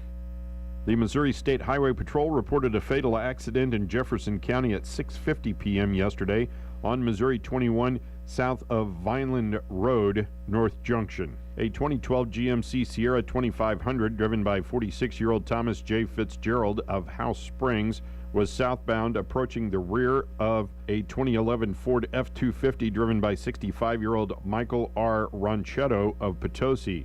Fitzgerald improperly attempted to pass a 2017 Ford Explorer driven by 36-year-old Robin E. Hayes of Cadet and the Ronchetto vehicle. The front left of the Fitzgerald vehicle struck the front left of a 2014 Volkswagen Passat driven by 49-year-old Holly C. Francis of St. Louis. Francis lost control of her vehicle, causing it to spin into the path of the Ronchetto vehicle. The front of the Ronchetto vehicle struck the right side of the Francis vehicle. The Fitzgerald vehicle then returned to the southbound lane, causing the right side to strike the left side of the Hayes Ford Explorer. The Hayes vehicle then traveled off the right side of the roadway, struck several trees. 49-year-old Holly C. Francis of Cadet was pronounced at the scene by EMS personnel. 65-year-old Michael R. Ronchetto of Potosi had moderate injuries. He was taken by Valley Ambulance to Mercy Hospital South. There was a fatal accident at 6:30 p.m. yesterday in Cape Girardeau County on County Road 616, 4 miles north of Jackson. 26-year-old Bernard C. Cruz of Jackson was driving a 1999 Toyota RAV4. Traveled off the right side of the roadway, returned to the roadway, then traveled off the left side of the roadway, overturned, ejecting the driver. He was pronounced at the scene by Cape Girardeau County Coroner. There was a fatal accident on Monday in Crawford County at 9:15 p.m. on westbound I-44 at the 201 mile marker. 50-year-old James D. Whining of Blytheville, Arkansas, was driving a 2019 Buick Encore. Traveled off the left side of the road, struck the cable barrier. The vehicle continued to strike a sign, then struck the crossover, went airborne and came to rest in the median. 50-year-old James Whining of Blytheville, Arkansas, was pronounced at the scene by the Crawford County Assistant Coroner. A passenger in the vehicle, 68-year-old Kathleen S. Miller of Harrison, Arkansas, had serious injuries. She was flown by Phelps Air to Mercy Hospital in St. Louis. The Highway Patrol made an arrest in Franklin County at 5:32 p.m. yesterday. 32-year-old Ricky J. Walton of St. Clair was arrested for Jefferson County warrant driving without a license. He was taken to the Franklin County Jail and was bondable. At 3:52 p.m. yesterday in Phelps County, 47-year-old Sean D. Godfrey of Salem was arrested for DWI first offense, failure to register a motor vehicle. He was released to a sober driver. At 2:52 p.m. yesterday in Franklin County, 49-year-old Tammy S. Gullett of St. Clair was arrested on a patrol charge driving while intoxicated. She was taken to the Franklin County Jail and later released. At 2:25 p.m. yesterday in Franklin County, 20-year-old Abby R. George of St. Clair arrested for Pacific Police Department speeding, Franklin County traffic violations ×4. She was taken to the Franklin County Jail and was bondable. At 10:58 yesterday morning in Gasconade County, 28-year-old Joshua K. Torrance of Bland was arrested for an Owensville Police Department misdemeanor warrant, failure to appear for shoplifting, and for driving while revoked. He was taken to the Owensville Police Department and was bondable. At 8:17 a.m. yesterday in Franklin County, 39-year-old Chad W. Johnson of Springfield was arrested for Franklin County warrant for speeding. He was taken to the Franklin County Jail and was bondable. The spring citywide cleanup in the city of Sullivan will be April 18th through the 22nd. The day of pickup will be on your normal trash day that week. 2 bulk items per house. All boards or lumber cannot exceed 4 feet in length. All items need to be bagged or boxed with a maximum weight of 30 pounds, maximum of 6 bags, and stacked neatly at your curb. Mark your calendars. If you have any questions, please contact Swinger Sanitation at 877-407-8261. That is a look at your local news on a Wednesday. I'm Sam Scott. Kids, Maggie's bowl's empty and now she's drinking out of the toilet. She's grumpy and so am I. Oh, Dad, we'll feed her and walk her every day, we promise. Maggie needs love and regular maintenance, kind of like your air conditioner. Schedule Level 9's 14-point system tune-up now. You don't want a grumpy HVAC system, and I don't want a grumpy Maggie. Let's get you fed, girl. We're Level 9, heating and cooling. Level9HVAC.com. Psychologists, licensed professional counselors, and licensed clinical social workers, Compass Health Network is looking for you. The need is great in our communities, and we are currently hiring licensed staff to help us care for those that need us most. Compass Health Network offers a supportive environment of over 250 clinicians, excellent training, a competitive salary, and great benefits. Join us as we inspire hope and promote wellness. Visit careers.compasshealthnetwork.org and apply today. In recent funeral notices, Ernest W. Messick Sr. of Bourbon passed away Thursday at the age of 73. Funeral services will be conducted at 11 o'clock this morning at Calvary Baptist Church in Bourbon, with interment in the Bourbon Cemetery with full military honors. Visitation will be from 9 o'clock this morning until the time of services at 11 at Calvary Baptist Church in Bourbon, all arrangements under the direction of the Eaton Funeral Home of Sullivan. Mabel Lee Moutre, née Sanders of Steelville, passed away Sunday at the age of 86. Visitation will be from 10:30 until noon today at Hudson Funeral Home in Steelville. Funeral services will immediately follow at noon. Burial will be in the Straightway Baptist Cemetery in Steelville. Memorials may be given to the Straightway Baptist Cemetery in the name of Mabel Lee Moutre. Sharon K. Martin of Steelville passed away Sunday, February 27th at the age of 61. Funeral services will be Thursday at 2 p.m. at the Britton Bennett Funeral Home in Steelville. Interment will be in the Martin Trask Cemetery in Cherryville. Visitation for Sharon Martin will be held from 11 a.m. until the time of services at 2 on Thursday at Britton Bennett Funeral Home in Steelville. David Scott Rogers of Steelville passed away Thursday at the age of 53. Arrangements for cremation have taken place. No services are planned at this time. All arrangements under the direction of the Eaton Funeral Home of Sullivan. The complete funeral announcements with all the survivors will air with our 8 o'clock expanded edition of KTUI News this morning. As one generation passes on, the next one carries on. Every loss is a new beginning of a lifetime of love. Mom gave us so much. Most of all, she gave her love. Her love lives on. Honor the past and carry on the next lifetime of love. Lifetime of love. Don and Lisa Mizell. Mizell Funeral Home, Cuba. You've heard the saying, slow and steady wins the race. At Edward Jones, we apply that consistent approach to long-term investing. Hi, I'm Donnie Greenwald, your local Edward Jones financial advisor. Investing a little bit at a time on a regular basis is a key to long-term growth. We call this systematic investing. And though it doesn't guarantee a profit or prevent a loss, it is a way to take advantage of market volatility instead of suffering from it. To learn more, call us at 573-468-6046 or visit edwardjones.com. Edward Jones, member SIPC. From the KTUI WeatherBug Weather Center, for this morning, expecting mostly cloudy skies. Sunny this afternoon, high temperature near 50. Tonight, mostly cloudy and cool, a low of 29. On Thursday, partly sunny, high of 49. Thursday night, mostly cloudy, cold with a low of 25. On Friday, snow possible early, otherwise mostly cloudy, high temperature 33. Friday night, partly cloudy and cold, a low temperature near 12. On Saturday, sunny and cool, high temperature 34. For KTUI, I'm Andrew Brady. Thank you, Andrew. It is 22 minutes past the hour of 7 o'clock, and let's see, we are up to 33 degrees here at the studios of KTUI. Kelly Laird has a birthday today. She also has an anniversary along with her husband, Ron. So happy birthday and happy anniversary. Someone from Bourbon Schools is going to be my guest at 9:10 this morning. Bobby D's got sports coming up for you right after you hear these messages. Stay tuned here to KTUI. Small tractors, big impact. Seidenstricker Nobe Partners is your John Deere compact tractor headquarters. Our 1 through 5 series compact tractors come with the SN Partners 10-year warranty, low financing options, and monthly payments as low as $192 a month.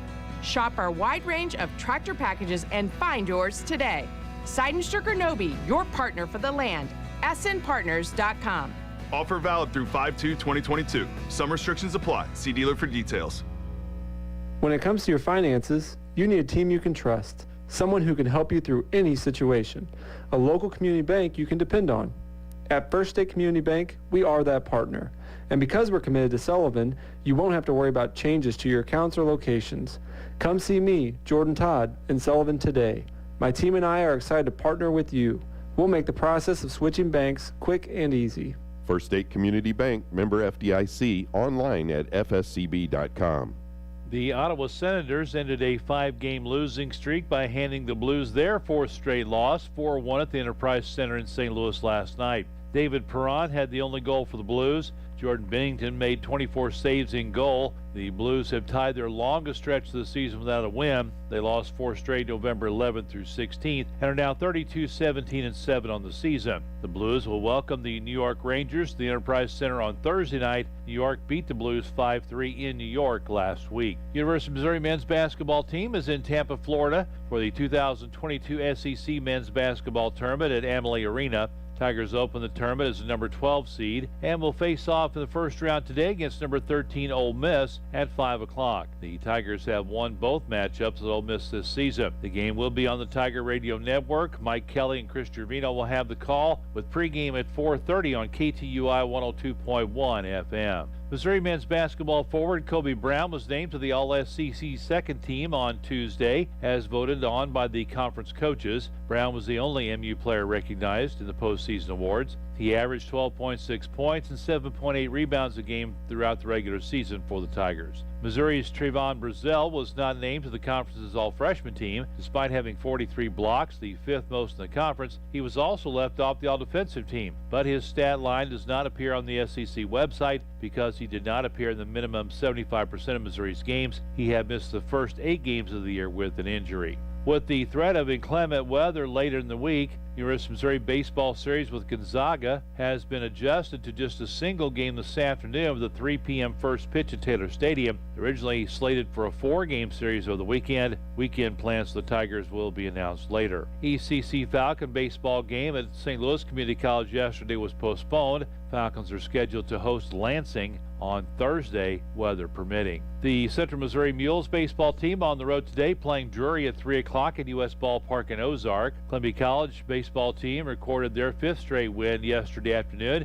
in a 6-4 defeat of number 22 Mid-American Nazarene. The Cougars are scheduled to host Viterbo, Wisconsin for a 4-game series starting at 12 noon on Saturday, weather and field conditions permitting. Missouri S&T Miners are at Maryville University for a doubleheader at 12 noon today. The Fontbonne Griffins are 1-2 so far at the Russ Matt Central Florida Invitational, beating WPI 5-4 on Sunday. They lost to Mount St. Joseph 10-0 on Monday. Wes Hinson from St. Clair gave up 3 runs in that game in his collegiate debut on the mound for Fontbonne. And then the Griffins fell to Keystone 12-10 in 10 innings on Tuesday. They have 3 more games scheduled in the tournament. Missouri State softball hosting Wichita State at 4 o'clock today. Mississippi State Bulldogs will be at home against North Alabama tonight at 6. And Fontbonne softball on the road at Dallas University for a twin bill at 4 and 6 o'clock today. Class 4 state sectional high school basketball played last night at Kirkwood High School. It was the St. James Lady Tigers coming out on top of the Lutheran South Lancers 60-53 to advance to the Class 4 quarterfinals. Emily Recker led the Lady Tigers with 17 points. Kendall Kostopoulos had 14. Allie Bullock had 11. St. James will now play Central Park Hills on Saturday at 1 o'clock at Jefferson Community College in Hillsboro. Central beat Donovan last night 49-38. On the boys' side, the Sullivan Eagles season coming to an end as they dropped the game to Live for Life Academy 65-49 at Kirkwood last night. Eagles finished up the season at 12-16 overall.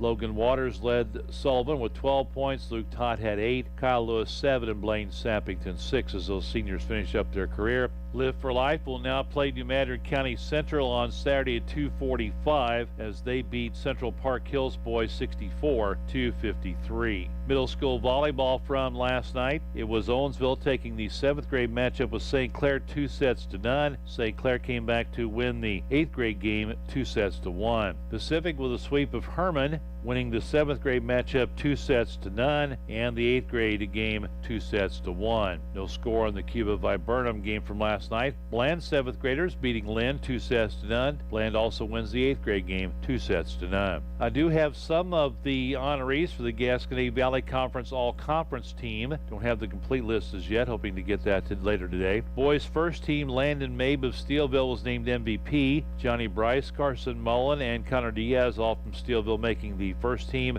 Dylan Beal and Dylan Keogh from Cuba on the first team. Hunter Smith from Cuba made honorable mention. Toby Brown from Steelville, honorable mention. Now on the girls' side, Naomi Perkins of Steelville was unanimous choice as the league MVP. And the rest of the starting 5 for Steelville, Lauren Davis, Toby Pinnock, Dalen Pryor, and Haley Woodall all making first team all-conference. Also making first team, Diamond Payne of Cuba and Tyra Hafer from Cuba. McKenna Shelton from Cuba named to the honorable mention team. And the Forward's Conference All-Conference girls basketball team was released yesterday. Dutch girls from Owensville, the conference champion. The conference MVP was Anna Finley of Owensville, and the coach of the year, Ryan Flanagan of Owensville. First team all-conference, Anna Finley, the MVP from Owensville. Emma Daniels of Owensville, a sophomore. Senior Mackenzie Wilson, New Haven. Junior Abby Peterson from Sullivan. Sophomore Emily Recker, St. James. Freshman Sophia Helling from Union. Sophomore Kendall Kostopoulos from St. James. And senior Allison Bullock from St. James. Brenda Langenberg of New Haven was named the 6th girl of the year. Second team all-conference, Holly Helt, a junior from Herman. Kelsey Brake, sophomore from Union. Olivia Heron, junior from St. James. Kyla Hendricks, a senior from Owensville. Molly Pritchard, junior from Pacific. Cameron Caldwell, freshman from Owensville. DeKayla McLean, a junior from Sullivan. And Veda Moore, a junior from St. Clair. Looking at the middle school volleyball schedule for today, Sullivan at Bourbon, Washington at Pacific, and St. Clair will be at St. James. All 5:30 starts for tonight. Sports on the air today, we have Mizzou basketball taking on Ole Miss at the SEC tournament. 4:30 pregame and tip-off at 5 o'clock. You'll hear it on 102.1 KTUI FM. That is your look at sports on this Wednesday. Have a great day, everybody. This is Bobby D. Hi, this is Nick from Schmidt Auto Center in Sullivan. We all know that this is a strange time for products and services in America and around the world. For us, the interruption in supply lines for new vehicles have driven up the prices of pre-owned vehicles up dramatically. This is not what Schmidt Auto Center wants for our customers, and I do my very best to find quality pre-owned cars, trucks, and SUVs at the lowest prices we can manage. If you don't see what you're looking for on our lot, contact me and I will find it for you. You can reach me at 573-468-2233, or you can look at our inventory online at schmidtautocenter.com. Scenic Regional Library is hosting its first annual Community Read, an event designed to bring our communities together and inspire conversation by everyone reading the same book at the same time. Experience a tale of horror and monstrosity, but also love and loss as we read Frankenstein by Mary Shelley. Beginning Saturday, March 12th, stop by any Scenic Regional Library branch to experience a thrilling kickoff and to pick up your free copy. Then join us for Frankenstein-themed programming March 21st through April 30th. For more information, call your local branch or visit us online at thiscommunityreads.org. All right, it is 29 minutes in front of 8 o'clock, and I think we were up to, 33 degrees or something like that. Of course, now's the time of the day that the sun's shining on the thermometer out there, and I guess I have to turn you on, huh, Mike? I wouldn't go say nothing anyway. That's all right. Let's see. Hey, I saw on the calendar. Yes. Daylight savings time starts this weekend. I'm ready. Are you? I don't like this. I don't like this. I don't like it at all. Oh, well, okay. But it's too bad, but I like it when I don't like it. A lot of people want to do away with it. Yeah, I wouldn't care either way. I mean, well, yeah, I think we probably should do away with it. I understand why they came up with it, but... there's different theories as to why they actually came up with it. Well, yeah, but I can't remember. Supposedly some Indian chief or something, said only a white man would, cut the top 6 inches of a blanket off and sew it to the bottom of the blanket and say that it was longer or something like that. You know, I can't remember. But makes sense to me. I never heard that one. Oh, yeah. Well, so that's pretty good. let's see. What have I got here for you? Oh, yeah. I think it's appropriate to play this. Let's see. Yeah, have I got everything? Yeah. All right. I played this the other day. I think people should hear this again. Because Putin knows if I am president of the United States, his days of tyranny and trying to intimidate the United States and those in Eastern Europe are over. I'm going to stand up to him. He's a bully, just like the president. And I know he doesn't want me to be president, but to tell you what, when I'm president, things are going to change. And to that, I think Putin probably said, yeah, okay, fine, whatever. So I just want people to remind, that was former Vice President. Yes. Joe Biden before he became president. Well, he was right about one thing. He said things are going to change, yeah. and they have. Well, they did. Yeah, they have. So yeah, part of that came out. But for all of those people who are going to vote for Biden again, or if he runs, yeah, he says he is. Yeah, that's what he says. I hope he does. Yeah. Can't believe the Democrats let that happen, but hey, they know what they want to do up there. And so I'm not even really clear on how that works. I mean, when you're a sitting president, don't you pretty much have to abdicate the throne before you don't run again? Yep. I don't know. I don't know because they're talking about who are we going to run in 2024 or whatever. They had 42 people that ran last time. Well, at least 25 or something like that. It was a bunch. That's my, people were like, well, no. You had a lot of choices. You had 25 people out there. You had men, you had women, you had people of color, you had homosexuals, you had all of these people that you espoused, yep. But you picked the old white guy. That's it. Yep. So, okay. All right. Well, enough of that. Well, yeah, probably not. No, gas is up. Yes. Now, I got lucky yesterday. So, okay. I got lucky. And this is a terrible thing to say. Did you pay more than $2 a gallon? Yeah, so I didn't get really lucky. Very lucky. Mm-mm. Well, $3.79 and $3.80. I found that I got. So, and both stations, neither one were real busy. When everybody else around was $4.09. We went out to eat last night, and my wife needed to run back to work, so I drove her back to Bourbon. Yes. And gas there was, it was last night, all the stations that I saw here were $4.09. Yeah. There was still the two stations in Bourbon were $2.79.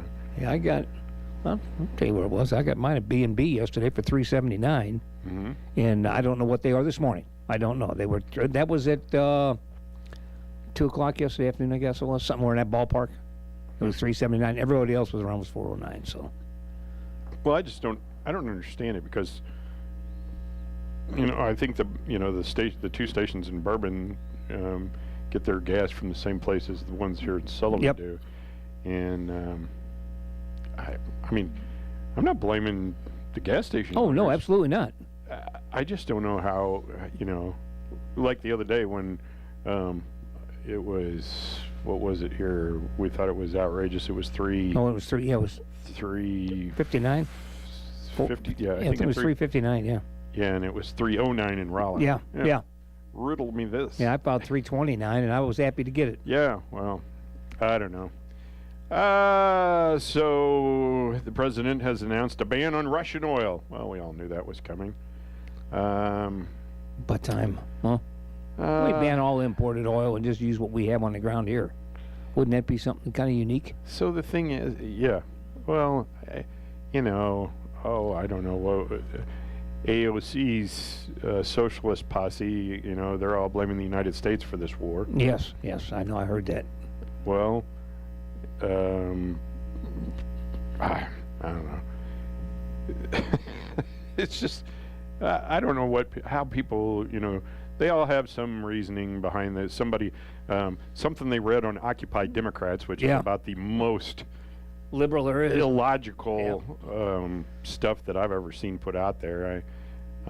But anyway, I don't even argue with people. I see that stuff, and I'm like, never mind. Yeah. The best way to win a war on Facebook is don't get into it. Yep, just stay off.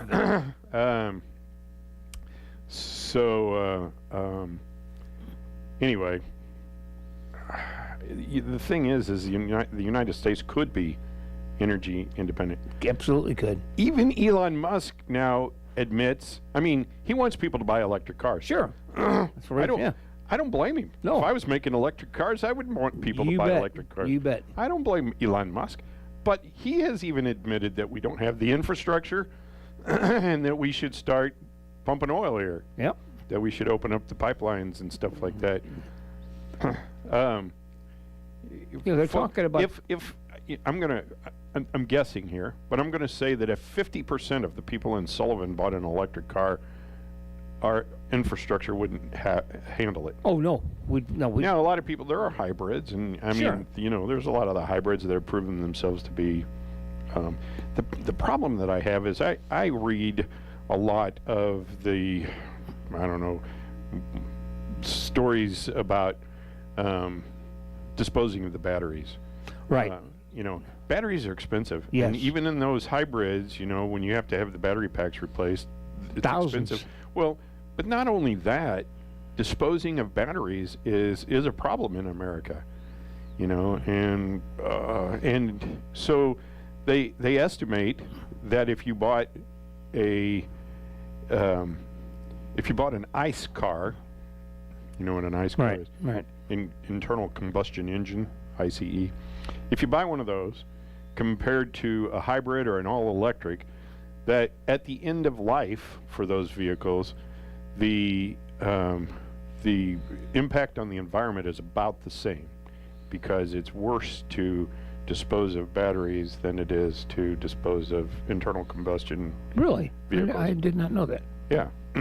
So, and whereas normally an internal combustion engine has one battery of some sort, you've got oodles and boodles of batteries in the other kind. Well, you're fine. And I love electric vehicles. Yeah, I know. think You've always been into them. Yeah, I think they're cool. I want one, but not bad enough to pay the price, nor have to deal with, what happens. Now, you can take them in and have the battery packs, replaced and stuff, but then they still have to do something. They either have to refurbish the batteries or they have to dispose of them. See, I don't know what goes on with the ones now in the car. What do they do with them? I think they shoot them off in one of Elon Musk's rockets. Oh, do they? Okay, that might be, yeah. I mean, because you pay a charge for them to get rid of them. I was saying that facetiously, folks. I know don't anybody Yeah. think that I'm serious about that. Yeah. Unless they're doing that, and then, okay. Then you can think it's serious. So not even the president's allies on Capitol Hill bought the nonsense excuses that he slung yesterday while announcing an embargo on Russian oil imports. Biden claimed that high gas prices resulted from oil producers gouging consumers, and denied entirely that he had restricted production. What? Does he not watch his own videos? I don't think he does. Oh my gosh. Who was talking to him in his ear that time? Whoever it was didn't watch that video either. I don't know, but he okay. Let's see. Biden's call to Middle East leaders for help on gas prices has gone unanswered. That's going to. Shock there. Yeah. That's according to the Wall Street Journal. Fellow Democrats, realizing the midterms are right around the corner, denounced Biden for going to dictators for oil, according to the Washington Times. From Sean Spicer, U.S. Reached its highest import of Russian oil under Biden, which was 847,000 barrels a day in May of 2021. During Trump, U.S. imported an average of 456, so roughly half, a little more than half of what Biden was doing.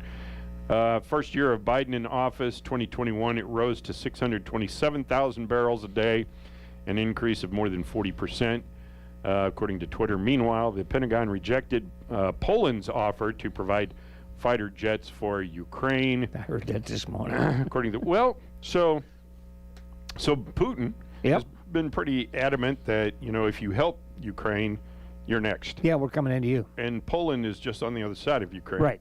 And so if they take Ukraine, then what's to prevent them from going into Poland? Right. Certainly not the United States. No, absolutely not.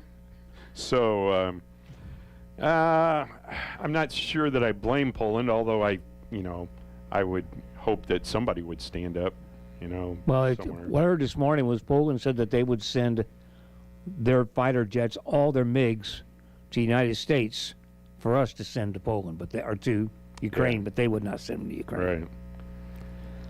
Well, I don't know. So I don't know. Somebody's going to have to do something. So what do we do? Do we fly the planes into Ukraine, or do we fly them into Poland and then walk them across the border? Yeah, put them on land. Yeah.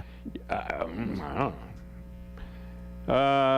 Let's see. If you fly them into Ukraine, you better have them armed when they're going in. Now, so I do, I like to admit when I'm wrong, and I was blaming our president for high gas prices. Oh, yeah. But then I saw Jen Psaki. She took care of that. She explained that it was all Putin. Yeah. Had nothing to do with our president. Yep. I still think our president could do something about it by opening, maybe, and then you talk about the pipelines and stuff like that. Now, well, the pipeline wasn't finished. The pipeline this, pipeline that. Well, finish the pipeline. Yeah. Let the in there. Well, it wasn't made for crude oil. The pipeline's a pipeline. Yeah. You can ship anything you want. You can pour BBs in it if you want to. They'll roll downhill to whatever. To the BB factory. To the BB factory. The pipeline is it doesn't really care. Yeah. And the people that own the pipeline don't care. No. You want to what? You want to put natural gas in our pipeline? Okay, go ahead. You want to put crude oil in our pipeline? Okay. We'll charge you for it. Yeah. So people, you hear stuff about the pipeline, they don't believe it. No. United Nations tells communication staff not to reference Ukraine, quote, war or, quote, invasion. Instead, you are to call it a, quote, conflict. Like between siblings, it's a conflict. It's not a war. That's what they said about. That's what they said about Korea too. Said it was a police action. Police action. Yeah. Well, guess what? Well, it was a war. Mm-hmm. Sort of the same thing with Vietnam. Yeah. Same thing. Yeah. They still to this day call it the Vietnam conflict. So, higher gas prices, they say, have the greatest effect on lower-income Americans. Absolutely. Absolutely. I know that for a fact. Yep, because it's affecting me. It is affecting me. I spent over $100 yesterday. I don't drive putting gas. I don't either. Yeah. I mean, I get an oil change in my vehicles once a year to prevent rust. Yeah, once a year because I don't put 3,000 miles on them. But it's just. So this is kind of obvious, the greatest effect on lower-income Americans. But both Kamala Harris and Pete Buttigieg recently said people who worry about high gas prices should buy electric cars. Okay. Now, that makes sense. Yeah, spend money for an electric car that you don't have. Or you're a lower-income person, so let's buy an expensive electric car. Yeah, that makes good sense. So that makes me want to vote for Kamala Harris and Pete Buttigieg. Oh yeah, absolutely. Because they sound like really intelligent people. Yeah. Yes. Yeah. Let's see. According to Pew Research, 42% of lower-income households say higher gas prices greatly affect their financial situation. From Katie Pavlich, it's like these people don't know how electric cars are made, that their components have to be mined with machines fueled by oil. Oh, no. Shipped across the ocean with oil. No. It's as if because they can't see it happening in China, it doesn't exist. No clue on how things really work. No clue on the electric grid. They don't understand that. I live in an older neighborhood. It wasn't the electricity and stuff. It wasn't made to handle the level 2 chargers from Elon Musk's Tesla. It can handle a few of them, but if half of the neighborhood probably it couldn't do it. We'd have to rebuild the infrastructure. Yep. So I don't know. Which costs a fortune. Let's see. In Seattle, Los Angeles, and Chicago, among several others, They're pushing back on those who want to lift the mask mandates, according to the Washington Examiner. Dennis Prager says it isn't the pandemic that has ruined our kids' education. It's teachers unions, left-wing media like the New York Times. It's not the pandemic, it's the lockdown. It's the most scared class of human beings in society. So, I don't know. Yeah. I saw a couple of things. One yesterday, and I wish I'd had time to look them up this morning. But one is, I guess the CDC knew that the vaccines affected women's reproductive organs. They knew that. Yeah. They said that yesterday. I heard that. Yeah. And I just forgot what the other thing was I heard yesterday.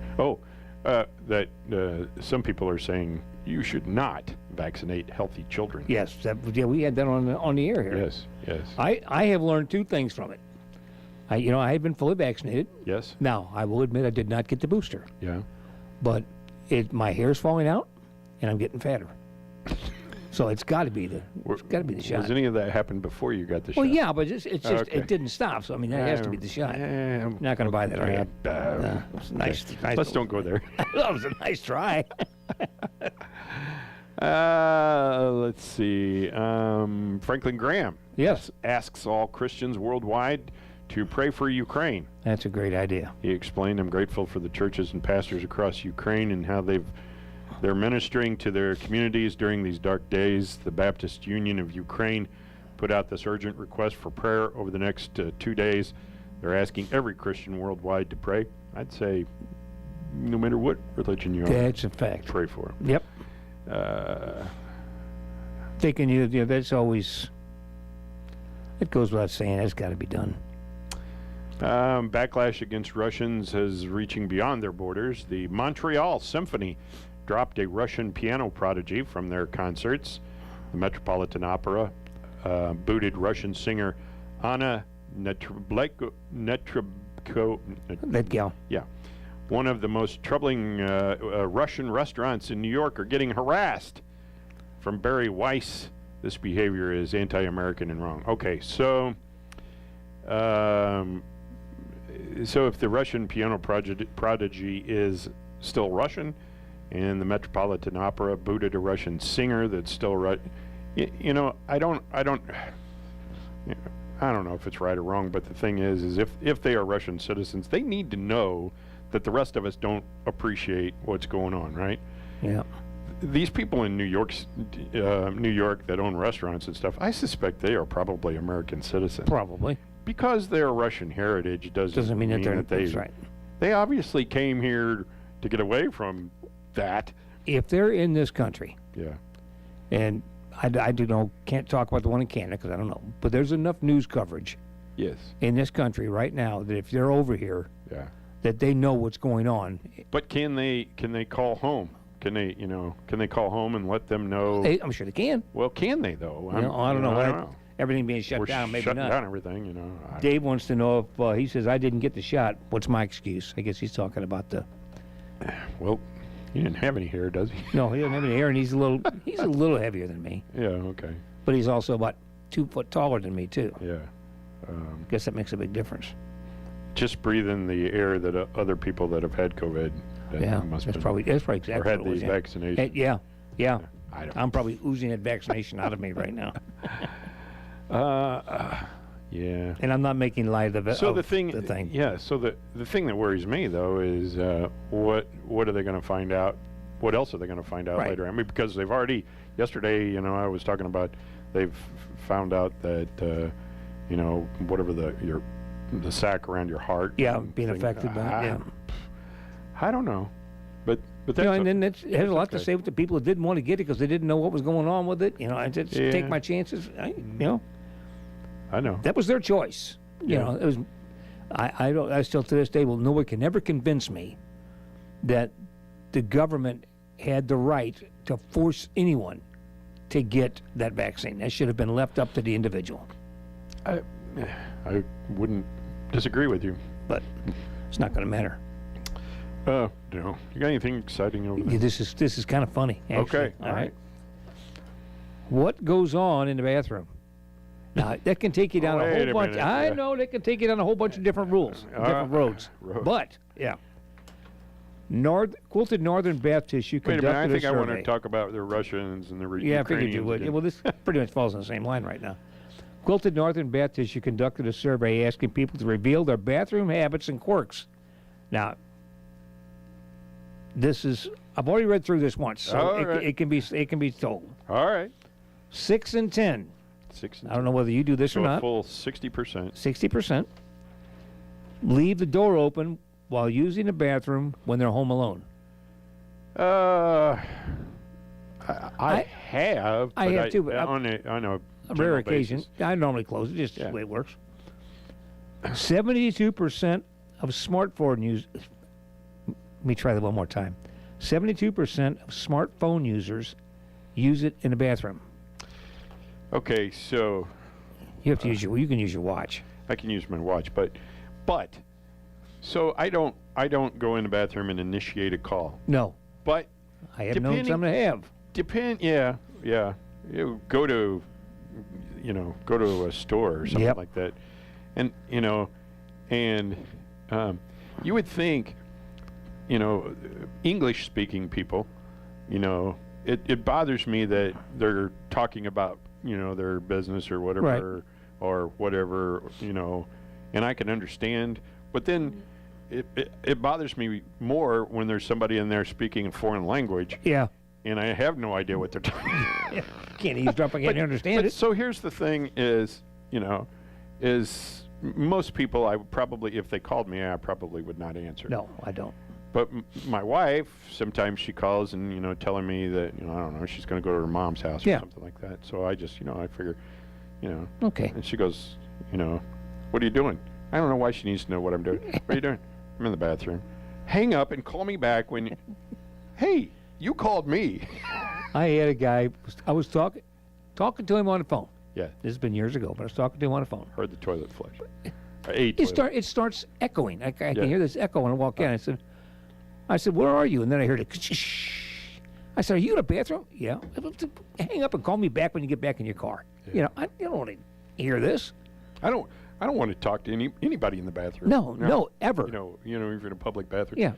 I don't want to talk if you're in your personal bathroom. Guy walks up and gets next to you. Hey, how's it going? Yeah. Leave me alone. Yeah. Go away. Yeah. Just don't ask me to hand the paper under. Okay, I'm not doing that. Let's see, we said with a quarter of that 72% watching a video. YouTube, TikTok, Netflix, etc. No, I don't do that. Okay, here's the one that was really disgusting. That was bad enough. 1 in 10. Oh, no. 10%. 1 in 10. All right. Eat in the bathroom. No. I mean, I'm sorry, but that's just, that's too far out there. Yeah.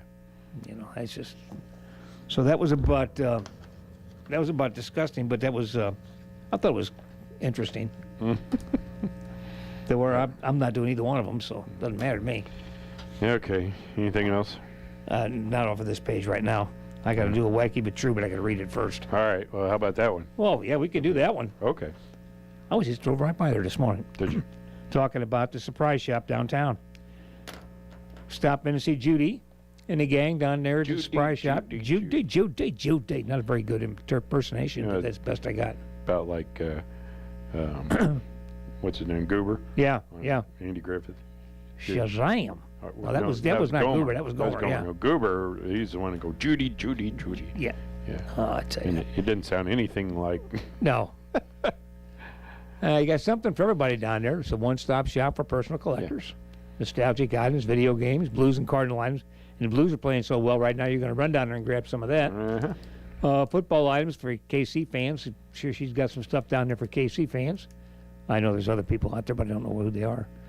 Southwestern gifts. They got collectibles from Elvis and Marilyn Monroe, John Wayne, Coke, Angels, Mermaids, to name a few. Precious Moments. She's got a bunch of precious moments. My mom absolutely loved those things. DVDs and books and Hot Wheels. Got a whole big section of Hot Wheels. Kids love them things. Legos, big toy room for the kids, Funko Pops. So for your hard-to-buy-for person or a kid, you're going to get a gift card and just give the kid, cut him loose in there and say, here you go. And they'll find plenty in there, and you can get him a gift card at the front desk from Judy. So for all that kind of stuff, head on down to the surprise shop downtown on Main at Taylor and see Judy and the gang. Tell them we sent you. All right. It's about 3 minutes away from 8 o'clock, and Kelly Laird Kelly Laird has a birthday today. Yes. And it's also her anniversary. Yeah, I know. And I saw that. Is the correct day. Ron tried to tried to go a little early. Trying to make points. Yeah, but anyway, Didn't so work, Ron and Ron. Kelly have an anniversary today. Didn't work, Ron. Happy anniversary. Happy birthday, Kelly. Yep. Just saw them the other day. Did you? Yeah. I saw them somewhere. I can't remember. This is Amerigo Vespucci Day. Amerigo Vespucci. Little explorer. Yeah, and cartographer.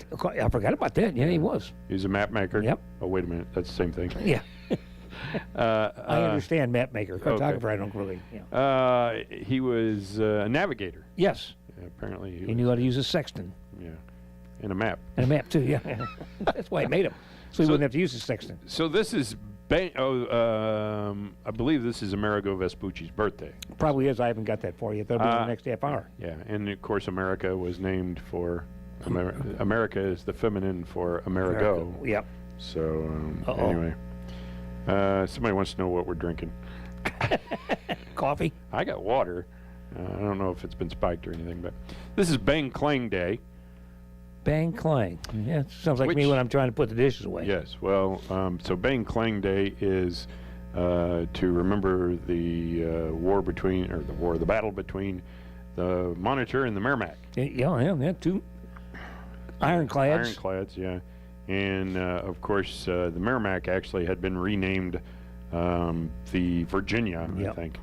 But it looked like 1862, March 9th, 1862, the Civil War Battle of Hampton Roads. And so this is Bang Clang Day. What else do we have here? This is Barbie Day. Discover What Your Name Means Day. Most of the time. So, most of the time I was called Sam. Yeah. If I was called Samuel Wade. Ooh. Run I the other knew way. What that meant. Yes. Move quickly. False Teeth Day. Get Over It Day. This is Joe Franklin Day, who had a radio talk show. Yep. This is National Crab Meat Day. I like crab meat. National Meatball Day. I like meatballs. Panic Day. I do that on occasion. Registered Dietitian Nutritionist Day. And we talk to a couple of those from time to time from Missouri Baptist Sullivan Hospital. Or Yes, we do. Or the Dairy Council. Dairy Council, yeah. All right. So that's what we've got going on. Coming up on 8 o'clock, we are AM 1560, KTUI Sullivan, 94.1 FM. You can pick up the morning show on YouTube, and you can also pick us up on the TuneIn app. It's 8 o'clock, and here's the news.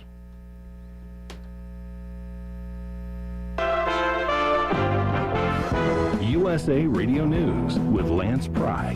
Former Keystone XL pipeline worker Neil Crabtree said the energy industry tried to warn President Biden against policies hindering U.S. oil and gas production. The White House Tuesday says starting up the XL pipeline again would have no impact. Mr. Crabtree on Fox News disagrees. I don't care if we got 9,000 leases available. I don't care if we got 90,000 available. No company is going to develop a new lease because they won't let us build the pipelines to move it once we do find it. Biden's using this policy of any way but an American way. We're in for some deep trouble. Some 44 million South Koreans head to the polls today to elect the country's next president. Polls revealed voters are looking for a leader who can root out corruption, heal the divided nation, and polarize politics, and kickstart negotiations to curb North Korea's nuclear threat. Essentially, the race is between liberal Lee Jae-myung and conservative Yoon Suk-yeol. USA Radio News. Hi, it's Rick. I'm at the Smith's home. Where's Donnie? Leaves and autumn bookings pile up for Rick's gutter cleaning service. He's out? Come on. He needs help before his bottom line gets clogged. Okay, well, what about Cristiano? We still got 6 houses today. Indeed can help him hire great people fast. I need Indeed. Indeed you do. Instant Match instantly connects you with quality candidates whose resumes on Indeed match your sponsored job description. Visit Indeed.com/credit and get $75 towards your first sponsored job. Terms and conditions apply.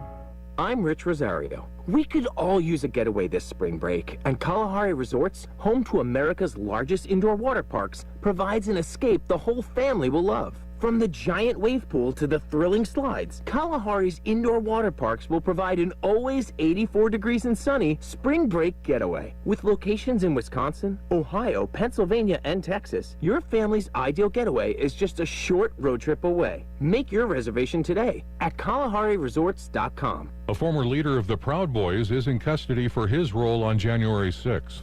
John Hunt reports. Henry Enrique Tarrio, the former leader of the Proud Boys, a far-right extremist group, was arrested in connection to his organization's role in planning the January 6th attack. While Tarrio is not accused of physically taking part in the breach of the Capitol, the indictment alleges that he led the advanced planning and remained in contact with other members of the Proud Boys during the breach. The indictment from the State Department alleges that Tarrio continued to direct and encourage the Proud Boys prior to and during the events of January 6th, and that he claimed credit for what happened on social media. Scientists say they have found the well-preserved sunken wreckage of Endurance, more than a century after it was lost to the Antarctic ice. The Falklands Maritime Heritage Trust says the wreck has been filmed but would not be touched. The vessel sits in 10,000 feet of ocean in the Weddell Sea. The 1915 loss was captained by Frank Worsley. I'm Lance Pry. This is USA Radio News. Nobody move. If you try to make any move, you danger yourself and the airplane. Are the shakings that have come upon America and the world from 9/11 to COVID-19 all part of an ancient mystery, a prophecy, a warning of what is still to come?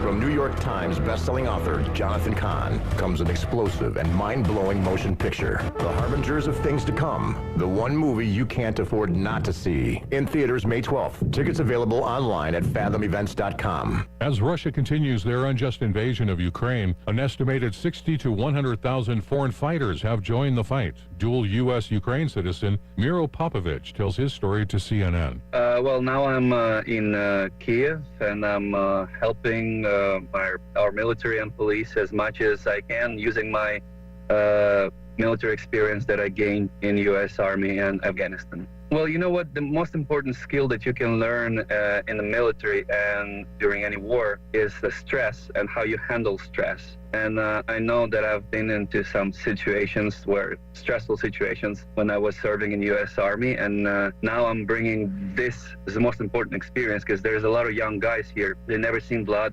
they never fired a weapon, and they never heard a gunshot. So I'm here sort of helping them to overcome this. And of course, I know how to use, I'm proficient with some of the weapons, so I'm bringing that to the table.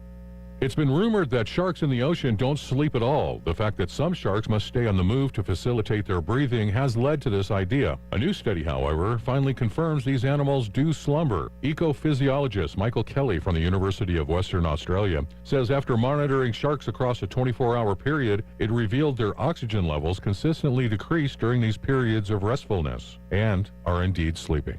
I'm Lance Pry. This is USA Radio News. Let's talk about... At Missouri Baptist Sullivan Hospital, we don't just work in the community. We live here, too. We understand what it means to raise a family here, and we know the importance of having the highest quality healthcare nearby, with BJC Healthcare doctors, nurses, and specialists to treat all your needs. This is your best medicine. Missouri Baptist Sullivan Hospital, proud to serve the community we call home. For compassionate cancer care close to home, our neighbors turn to Missouri Baptist Sullivan Hospital. They can receive preventative screenings, see their doctor, and get most treatments and infusions without having to leave the comfort of our community. As part of BJC Healthcare, we bring the latest cancer treatments to you, right here, for the highest quality care. Your best medicine is close to home at Missouri Baptist Sullivan Hospital. Missouri Net News, I'm Brent Palm. Authorities in southwest Missouri investigating shootings Tuesday that left a Joplin police officer dead and 2 other officers wounded. They exchanged gunfire with the suspect following a disturbance at the North Park Crossing Shopping Center. 2 officers were shot there before another shootout where the suspect and a 3rd officer were wounded. One of the officers and the suspect died. The services delivered at Missouri's 34 schools for the severely disabled are being reviewed. Education Commissioner Margie Van Dieven says the needs have shifted drastically, but as you look at our last 20 years and the enrollment numbers that existed at that time of that 2006 study and where we are today and the various needs that our students encompass is a little bit different. So maybe our services need to change as well to meet that need. More than 740 students are served at the schools around Missouri. And the state's holding a career fair in Jefferson City 1 week from today, 2 to 6 p.m. at the Capitol Mall Community Room. This is Missouri Nat. To some people, the sound of a baby babbling doesn't mean much. But that's not necessarily true. By 6 months, they're combining vowels and consonants. By 9 months, they're trying out different kinds of sounds. And by 12 months, their babbling is beginning to take on some meaning. Especially if there's no babbling at all. Little to no babbling by 12 months or later is just one of the possible signs of autism in children. Early screening and intervention can make a lifetime of difference and unlock a world of possibilities. Take the first step at autismspeaks.org. A public service announcement brought to you by Autism Speaks and the Ad Council. Hi, this is Marissa Heidbrink, Loan Coordinator and Horizons Director with First State Community Bank in Owensville. Do you long for the days when you were part of a club with fun events, lasting friendships, and breathtaking adventures? If you said yes, then your club still exists. Our Horizons Club goes beyond your everyday banking needs. Benefits include ID Protect, discounted safe deposit boxes, access to local events, and travel opportunities. Stop by to see our team and learn how you can join today. First State Community Bank. Success starts here. Member FDIC. Visit us online at fscb.com. We know you have lawns to mow, work sites to build, fields to manage, and jobs to finish. With over 100 years of experience, Seidenstricker Nobe will be with you every step of the way. Our customers are the center of everything we do. Find affordable pricing, low monthly payments, and easy financing options on all our John Deere equipment. With 27 locations to serve you, Seidenstricker Nobe Partners is your source for everything John Deere. snpartners.com. As we all live longer, age really is just a number, but retirement is so much more than one. Hi, I'm Donnie Greenwald, your Sullivan Edward Jones financial advisor, and I want to know what retirement means to you. Together, we can look at the big picture and make a strategy to help you reach your goals, because you can't prepare for the unexpected if you don't know where you're headed. Call me at 573-468-6046 or visit edwardjones.com to get started today. Edward Jones, member SIPC. The Lake St. Louis mother accused of taking her 7-year-old daughter during a scheduled supervised visit Monday afternoon has been charged. Police in St. Charles say 35-year-old Valerie Jean Baker had supervised visitation with 7-year-old Piper Johnson and her 9-year-old brother around 3:30 p.m. on Monday. During the visitation, Baker allegedly shoved the caseworker and took Johnson. The boy got away during the incident and is currently with his grandparents. Baker sped off after allegedly shoving Johnson into a car. The Department of Social Services Children's Division had court-ordered legal custody of both children. Baker's car was last seen in Colorado near the Utah border yesterday morning. According to the St. Louis County prosecuting attorney, he has charged Baker with interference with custody and assault 4th degree. According to police, Baker rammed her parents' house with her car in November in an attempt to kidnap the children. Police said that they are very concerned for the girls' well-being due to the mother's erratic behavior.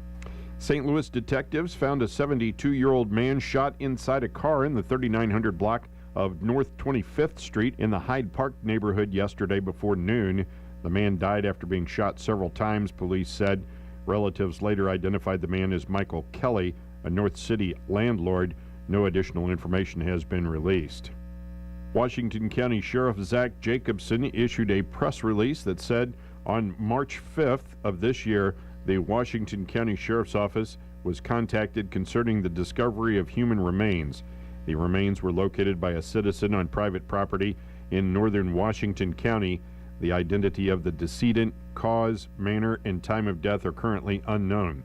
This case is active and under investigation by the Washington County Sheriff's Office and the Washington County Coroner's Office. No further information will be released at this time. The Missouri State Highway Patrol reported a fatal accident in Jefferson County at 6:50 p.m. yesterday on Missouri 21 south of Vineland Road, North Junction. A 2012 GMC Sierra 2500 driven by 46-year-old Thomas J. Fitzgerald of House Springs was southbound approaching the rear of a 2011 Ford F-250 driven by 65-year-old Michael R. Ronchetto of Potosi. Fitzgerald improperly attempted to pass a 2017 Ford Explorer driven by 36-year-old Robin E. Hayes of Cadet and the Ronchetto vehicle. The front left of the Fitzgerald vehicle struck the front left of a 2014 Volkswagen Passat driven by 49-year-old Holly C. Francis of St. Louis. Francis lost control of her vehicle, causing it to spin into the path of the Ronchetto vehicle. The front of the Ronchetto vehicle struck the right side of the Francis vehicle.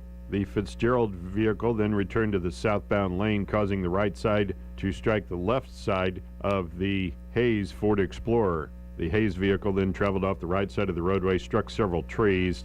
49-year-old Holly C. Francis of Cadet was pronounced at the scene by EMS personnel. 65-year-old Michael R. Ronchetto of Potosi had moderate injuries. He was taken by Valley Ambulance to Mercy Hospital South.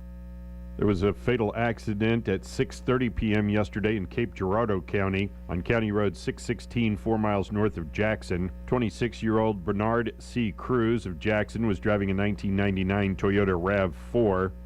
Traveled off the right side of the roadway, returned to the roadway, then traveled off the left side of the roadway, overturned, ejecting the driver. He was pronounced at the scene by Cape Girardeau County Coroner. There was a fatal accident on Monday in Crawford County at 9:15 p.m. on westbound I-44 at the 201 mile marker. 50-year-old James D. Whining of Blytheville, Arkansas, was driving a 2019 Buick Encore. Traveled off the left side of the road, struck the cable barrier. The vehicle continued to strike a sign, then struck the crossover, went airborne and came to rest in the median. 50-year-old James Whining of Blytheville, Arkansas, was pronounced at the scene by the Crawford County Assistant Coroner. A passenger in the vehicle, 68-year-old Kathleen S. Miller of Harrison, Arkansas, had serious injuries. She was flown by Phelps Air to Mercy Hospital in St. Louis. The Highway Patrol made an arrest in Franklin County at 5:32 p.m. yesterday. 32-year-old Ricky J. Walton of St. Clair was arrested for Jefferson County warrant driving without a license. He was taken to the Franklin County Jail and was bondable. At 3:52 p.m. yesterday in Phelps County, 47-year-old Sean D. Godfrey of Salem was arrested for DWI first offense, failure to register a motor vehicle. He was released to a sober driver. At 2:52 p.m. yesterday in Franklin County, 49-year-old Tammy S. Gullett of St. Clair was arrested on a patrol charge driving while intoxicated. She was taken to the Franklin County Jail and later released.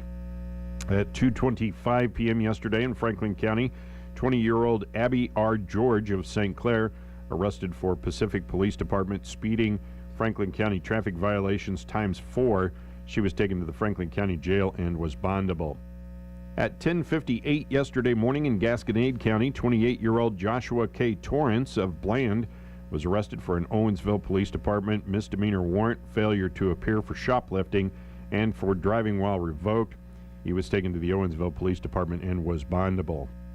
At 8:17 a.m. yesterday in Franklin County, 39-year-old Chad W. Johnson of Springfield was arrested for Franklin County warrant for speeding. He was taken to the Franklin County Jail and was bondable. The spring citywide cleanup in the city of Sullivan will be April 18th through the 22nd. The day of pickup will be on your normal trash day that week. 2 bulk items per house. All boards or lumber cannot exceed 4 feet in length. All items need to be bagged or boxed with a maximum weight of 30 pounds, maximum of 6 bags, and stacked neatly at your curb. Mark your calendars. If you have any questions, please contact Swinger Sanitation at 877-407-8261. That is a look at your local news on a Wednesday. I'm Sam Scott.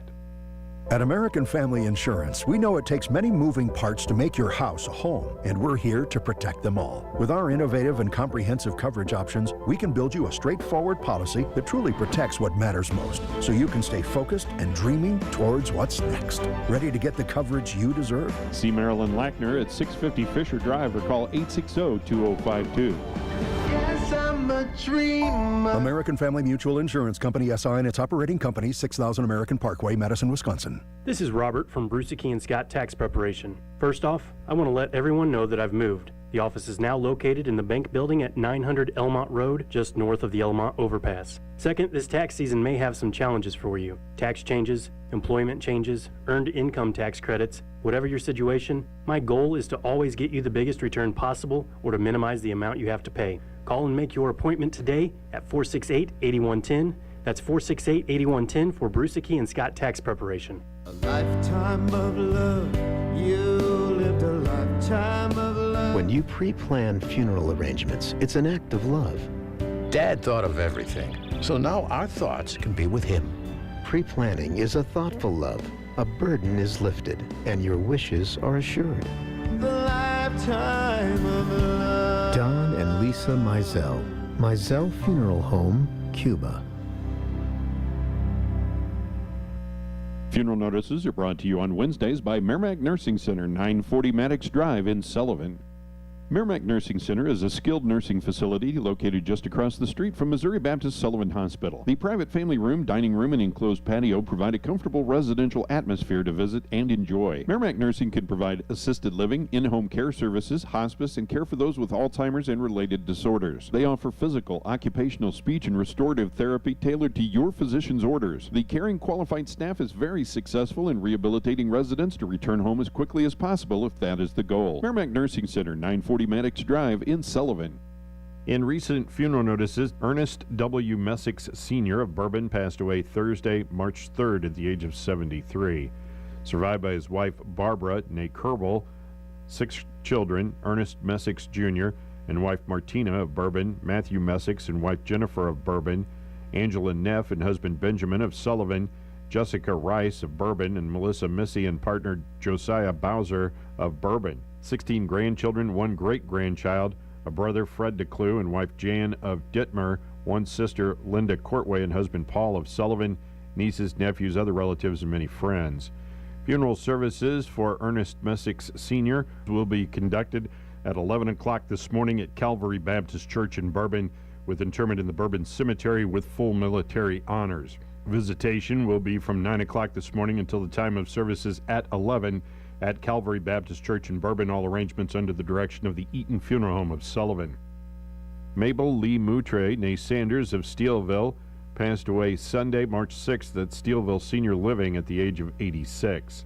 Survived by her children, Sandy Reed and Dennis Moutre, both of Steelville, siblings Alice Faye Halbert, Estelle Violet Sis Sanders, Janet Sue Sanders, and Thomas Tom Sanders, all of Steelville. 2 grandchildren, 3 great-grandchildren, nieces, nephews, cousins, other relatives, and many friends.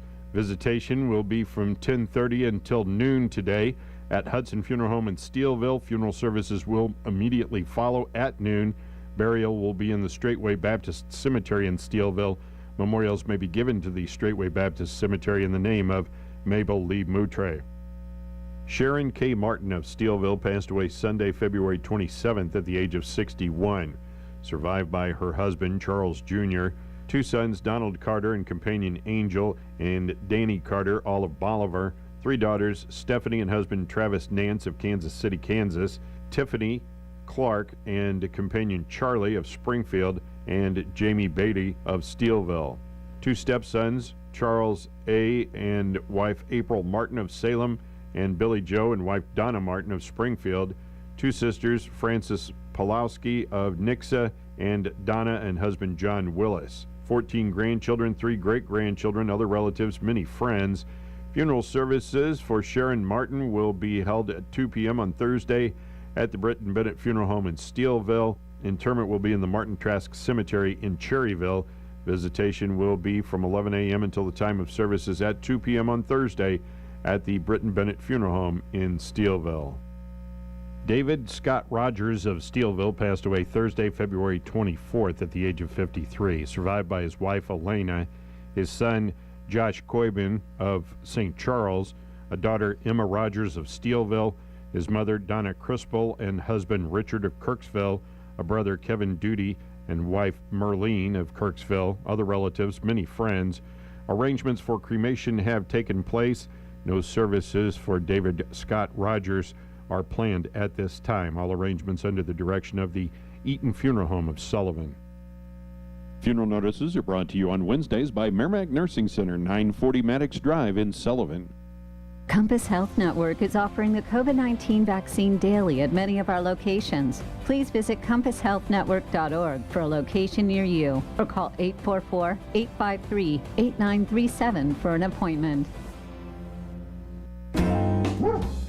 That's Maggie. She likes to stay comfy. When she's hot, she barks. When she's cold, she barks. When she's hungry, she barks. When she's happy, she barks. That's her happy, hungry bark. Yes, Maggie, I know your bowl is empty. We love Maggie, and she loves us back. Keep all the Maggies in your life comfy the same way we do with Level 9. Yes, Maggie, I love you too. We're Level 9 Heating and Cooling. Level9HVAC.com. Mobile Wallet, a fast and safe way to pay at millions of stores and within mobile apps. This is Debbie Durham with Sullivan Bank. Start by storing your card's information digitally and securely on your smart device. Shop your favorite merchants using your smartphone, tablet, or smartwatch. Your mobile device sends a unique one-time passcode to the merchant's terminal that doesn't contain actual card information like your name or card number. Add your Sullivan Bank card to your mobile wallet today. Experience the ease and convenience when making your purchases secure. The Ottawa Senators ended a 5-game losing streak by handing the Blues their 4th straight loss, 4-1 at the Enterprise Center in St. Louis last night. David Perron had the only goal for the Blues. Jordan Bennington made 24 saves in goal. The Blues have tied their longest stretch of the season without a win. They lost 4 straight November 11th through 16th and are now 32-17-7 on the season. The Blues will welcome the New York Rangers to the Enterprise Center on Thursday night. New York beat the Blues 5-3 in New York last week. University of Missouri men's basketball team is in Tampa, Florida for the 2022 SEC men's basketball tournament at Amalie Arena. Tigers open the tournament as the number 12 seed and will face off in the first round today against number 13 Ole Miss at 5 o'clock. The Tigers have won both matchups at Ole Miss this season. The game will be on the Tiger Radio Network. Mike Kelly and Chris Gervino will have the call with pregame at 4:30 on KTUI 102.1 FM. Missouri men's basketball forward Kobe Brown was named to the All-SEC second team on Tuesday as voted on by the conference coaches. Brown was the only MU player recognized in the postseason awards. He averaged 12.6 points and 7.8 rebounds a game throughout the regular season for the Tigers. Missouri's Trayvon Brazell was not named to the conference's all-freshman team. Despite having 43 blocks, the 5th most in the conference, he was also left off the all-defensive team. But his stat line does not appear on the SEC website because he did not appear in the minimum 75% of Missouri's games. He had missed the first 8 games of the year with an injury. With the threat of inclement weather later in the week, University of Missouri baseball series with Gonzaga has been adjusted to just a single game this afternoon with a 3 p.m. first pitch at Taylor Stadium.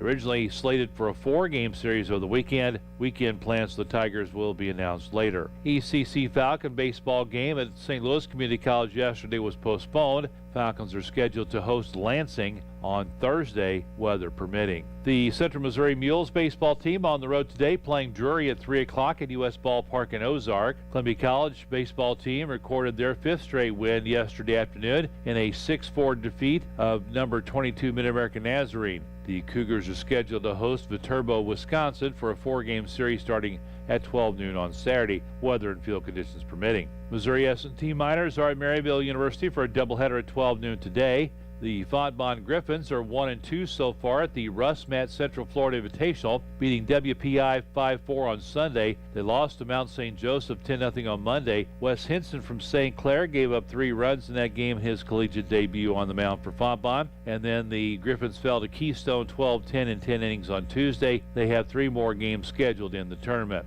Missouri State softball hosting Wichita State at 4 o'clock today. Mississippi State Bulldogs will be at home against North Alabama tonight at 6. And Fontbonne softball on the road at Dallas University for a twin bill at 4 and 6 o'clock today. Class 4 state sectional high school basketball played last night at Kirkwood High School. It was the St. James Lady Tigers coming out on top of the Lutheran South Lancers 60-53 to advance to the Class 4 quarterfinals. Emily Recker led the Lady Tigers with 17 points. Kendall Kostopoulos had 14. Allie Bullock had 11. St. James will now play Central Park Hills on Saturday at 1 o'clock at Jefferson Community College in Hillsboro. Central beat Donovan last night 49-38. On the boys' side, the Sullivan Eagles season coming to an end as they dropped the game to Live for Life Academy 65-49 at Kirkwood last night. Eagles finished up the season at 12-16 overall. Logan Waters led Sullivan with 12 points. Luke Todd had 8, Kyle Lewis 7, and Blaine Sappington 6 as those seniors finish up their career. Live for Life will now play New Madrid County Central on Saturday at 2:45 as they beat Central Park Hills boys 64-53. Middle school volleyball from last night. It was Owensville taking the 7th grade matchup with St. Clair 2-0. St. Clair came back to win the 8th grade game 2-1. Pacific with a sweep of Herman, winning the 7th grade matchup 2-0 and the 8th grade game 2-1. No score on the Cuba Viburnum game from last night. Bland 7th graders beating Lynn 2-0. Bland also wins the 8th grade game 2-0. I do have some of the honorees for the Gasconade Valley Conference All-Conference team. Don't have the complete list as yet, hoping to get that later today. Boys first team, Landon Mabe of Steelville was named MVP. Johnny Bryce, Carson Mullen, and Connor Diaz all from Steelville making the first team. Dylan Beal and Dylan Keogh from Cuba on the first team. Hunter Smith from Cuba made honorable mention. Toby Brown from Steelville, honorable mention. On the girls' side, Naomi Perkins of Steelville was unanimous choice as the league MVP. And the rest of the starting 5 for Steelville, Lauren Davis, Toby Pennock, Dalen Pryor, and Haley Woodall all making first team all-conference. Also making first team, Diamond Payne of Cuba and Tyra Hafer from Cuba. McKenna Shelton from Cuba named to the honorable mention team. And the Four Rivers Conference all-conference girls basketball team was released yesterday. Dutch girls from Owensville, the conference champion. The conference MVP was Anna Finley of Owensville, and the coach of the year, Ryan Flanagan of Owensville. First team all-conference, Anna Finley, the MVP from Owensville. Emma Daniels of Owensville, a sophomore. Senior Mackenzie Wilson, New Haven. Junior Abby Peterson from Sullivan. Sophomore Emily Recker, St. James. Freshman Sophia Helling from Union. Sophomore Kendall Kostopoulos from St. James, and senior Allison Bullock from St. James. Brenda Langenberg of New Haven was named the 6th girl of the year. Second team all conference, Holly Helt, a junior from Herman. Kelsey Brake, sophomore from Union. Olivia Heron, junior from St. James. Kyla Hendricks, a senior from Owensville. Molly Pritchard, junior from Pacific. Cameron Caldwell, freshman from Owensville. DeKayla McLean, a junior from Sullivan, and Veda Moore, a junior from St. Clair. Looking at the middle school volleyball schedule for today, Sullivan at Bourbon, Washington at Pacific, and St. Clair will be at St. James. All 5:30 starts for tonight. Sports on the air today, we have Mizzou basketball taking on Ole Miss at the SEC tournament. 4:30 pregame and tip-off at 5 o'clock. You'll hear it on 102.1 KTUI FM. That is your look at sports on this Wednesday. Have a great day, everybody. This is Bobby D. Scenic Regional Library is hosting its first annual Community Read, an event designed to bring our communities together and inspire conversation by everyone reading the same book at the same time. Experience a tale of horror and monstrosity, but also love and loss as we read Frankenstein by Mary Shelley. Beginning Saturday, March 12th, stop by any Scenic Regional Library branch to experience a thrilling kickoff and to pick up your free copy. Then join us for Frankenstein-themed programming March 21st through April 30th. For more information, call your local branch or visit us online at thiscommunityreads.org. All right, it is 8:30. You are listening to AM 1560 KTUI Sullivan, 94.1 FM. You might be watching us on YouTube. You can get the morning show on YouTube. 36 degrees right now at the studios of KTUI. You can also pick us up on the TuneIn app. And you can, we run that TuneIn app for both 102.1 KTUI and for 1560 and 94.1. So, if you're looking for it, you look for KTUI AM or KTUI FM, depending on what you want to hear. And anyway, it's on 24 hours a day, except when and if we have the Cardinals. We have to turn it off during the Cardinals on 102.1. Coming up at 9:10 this morning, I'm going to be talking with Brian Witt, I believe, from Bourbon Schools. He's the principal at the middle school. Happy birthday to Kelly Laird today. Also, happy anniversary to Kelly Laird and her husband Ron. They have an anniversary today. So, Mike, were you making a phone call, Mike? Yeah, I was making a phone call.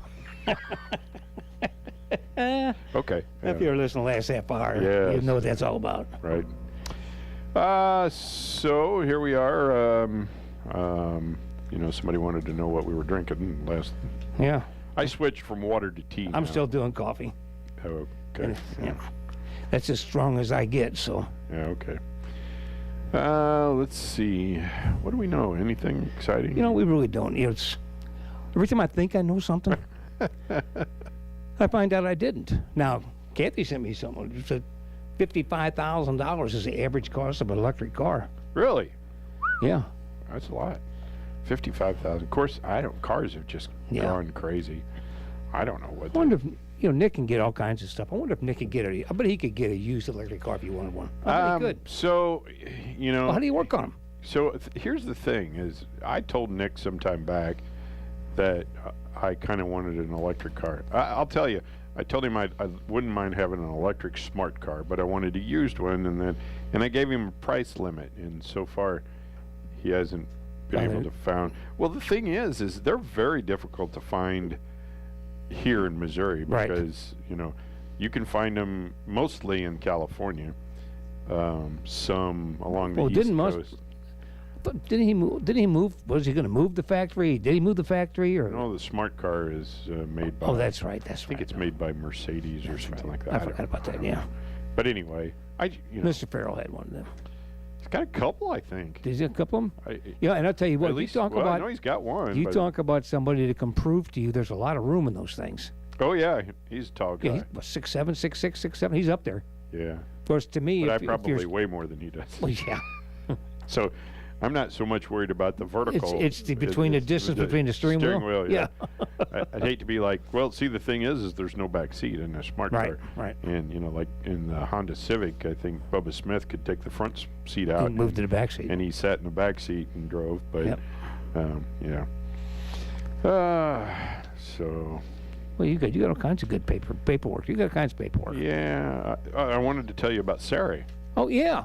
Yeah. Sari's Dog Grooming LLC. She grooms dogs and cats. She cuts, bathes, nails, ears. You call her for an appointment. Her number is 573-205-5800. She's located at 647 Fisher Drive, right behind the laundromat here on Springfield. She's been doing this for over 25 years. She's been in Sullivan since 2015 doing this. So give her a call. Really nice gal, too. Really nice. She loves animals. Yep. She even likes us. Well, I wasn't going to go that far. Okay. 573-205-5800 for Sari's Dog Grooming LLC. Schedule your pet there, and you'll be glad you did. Maybe I should say she likes you, and not because well, you go to church with her, so. Yeah. Well, she probably, like my wife, tolerates me. Yeah, well, that's what my wife does to me. She's been tolerating me for 40 years. I guess she's going to continue, I hope. The other person I want to tell you about is Jim at Midstate Paving. They do paving, chip seal, site work, drainage, striping, seal coating, septic services, grading, lake dredging and repair, demolition, streets, parking lots, driveways. Give Jim a call, 573-627-2039. This might not be exactly the right time to get into that kind of stuff, but we're getting there. Yeah. Yeah, I think, I don't know, we got a little bump in the road. I think next week it's supposed to be back up. Yeah, but normal temperatures. They're talking about some snow for Thursday night and Friday, but I don't know. Hopefully that's about it. Don't forget, daylight savings time starts this weekend. Yep. Or does it start? Spring forward. We're just going to spring forward, but I can't remember. Does it? It's a starter. I don't. One starts and one doesn't. Daylight savings time begins. Of course it does. It probably says so right there on that calendar, but I can't read them. The letters are too small. Well, that's why I had to look at this calendar. That's my Edward Jones, Donnie Greenwald financial advisor calendar. Can we say that? No. We can't say that Donnie Greenwald's name on here, can we? Because it's our guy. Yeah. No. I went over and seen our guy the other day. Hey, yes. my yearly. You have good news for you? Well, he said, don't jump out of the window. There's really no reason to. And I was glad because it's hard to get out. We have to break one of these windows to get out of it. I know.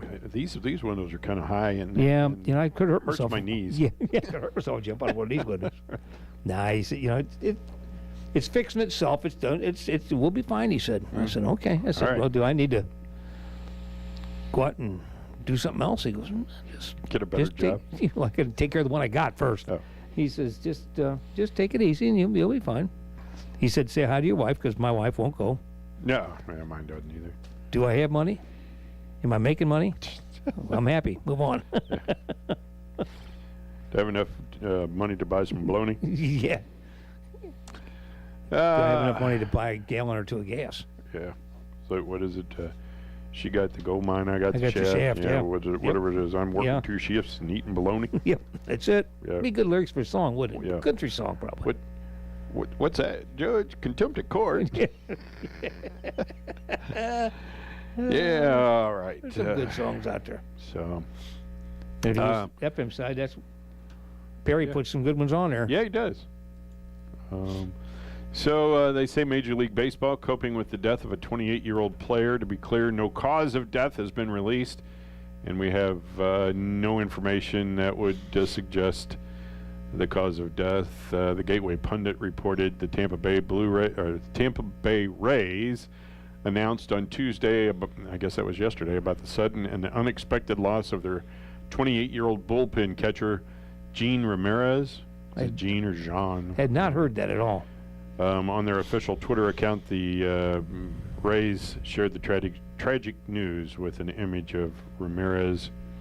Bad deal. And so that's not a good deal. No. Let's see, and then Pelosi and the FBI caught in a lie. Oh no, it's not so. Says her laptop was never stolen on January 6th. Although that was one of the big things. Was they took her laptop. Yeah, well. A correction in a story that was run by the Associated Press seems to reveal that the infamous laptop stolen from the U.S. Capitol on January 6th, long rumored to belong to House Speaker Nancy Pelosi, was in fact a staff laptop only used for presentations. So I guess a laptop was taken, but yes, it wasn't. But not at the. The correction came as part of an Associated Press story regarding a New York mother and son charged with theft in aiding the disappearance of a laptop belonging to the staff of House Speaker Nancy Pelosi. The Associated Press erroneously describes the January 6th protest as an insurrection, despite no protesters being charged with that crime. So that is one thing that I would, that irritated me about this whole thing. They keep calling it an insurrection. Yes. Which it was not. No, it wasn't. And not one single person that... Now, I will say these people, they did wrong. Absolutely and they need to be punished for it. Punish them for what they did, though. But there was no insurrection, and not one single person is being charged with insurrection. I can see trespassing. I can see destruction of governmental property. I can understand all that. All I'm telling you is if you think for 1 second that the mainstream media doesn't guide you in one direction or the other, depending on which mainstream media you're watching. Yes, that's a good point, too. Yeah. Not us. We would never lead you astray. We're right down the road, right down the middle. Yeah, we would never lead you astray. Fair and unbiased. Didn't some other companies? We're fair and unbalanced. Unbalanced, that's what we are. Yeah. That's it. Anyway, so no protesters have been charged with the crime of insurrection. The AP, which, it kind of... It bothers me a little bit because, I've always, when I started out in this business, I always thought of the Associated Press as being one of those news organizations that tried to get it right. Now, I'm not saying people make mistakes. Sure they do. Absolutely. Absolutely. But I always thought the Associated Press was one of those who didn't. And as I find out now that, and back then I don't think that they were really leaning one way or the other, but now I find them to be leaning a little too hard. Too hard to the left for my tastes. Yep. But anyway, they originally reported that the laptop was Pelosi's personal property. Soon after, the article was corrected to note that the laptop in fact belonged to a member of Pelosi's staff. It is unclear if that if it was that staff member's personal property, but it seems likely it was a laptop that was owned by Pelosi's office, as the Associated Press notes that it was used only for presentations. So it could have, if it was owned by Pelosi's office, then it belongs to you and me. Right. We paid for that. The story has been updated to correct that the laptop did not belong to the House Speaker, noted the news agency, but was a staff laptop stolen from a conference room that was used only for presentations. The FBI agents who arrested the mother and son, according to the AP, said they were looking for Nancy Pelosi's laptop. Previously led by an apparently false tip, the FBI raided the home of Paul and Marilyn Huper, an Alaska couple who attended President Donald Trump's rally in Washington, D.C. on January 6th, but maintained they did not take place in the protest at the U.S. Capitol, despite the FBI breaking down their door in what they maintained was a no-knock raid. They now admit the family was not responsible for taking the infamous Pelosi laptop, as was reported. It's now clear that the infamous laptop that provoked this raid was, in fact, the staff laptop used for presentations that likely held no sensitive information. So, you know what? This is something I'm going to ask at my class with the the Citizens Academy with the Franklin County, because and I'm not saying that the FBI didn't knock down the door of these people, sure, whatever, sure, but I've always been told that the sheriff is the highest authority, in the county. Correct.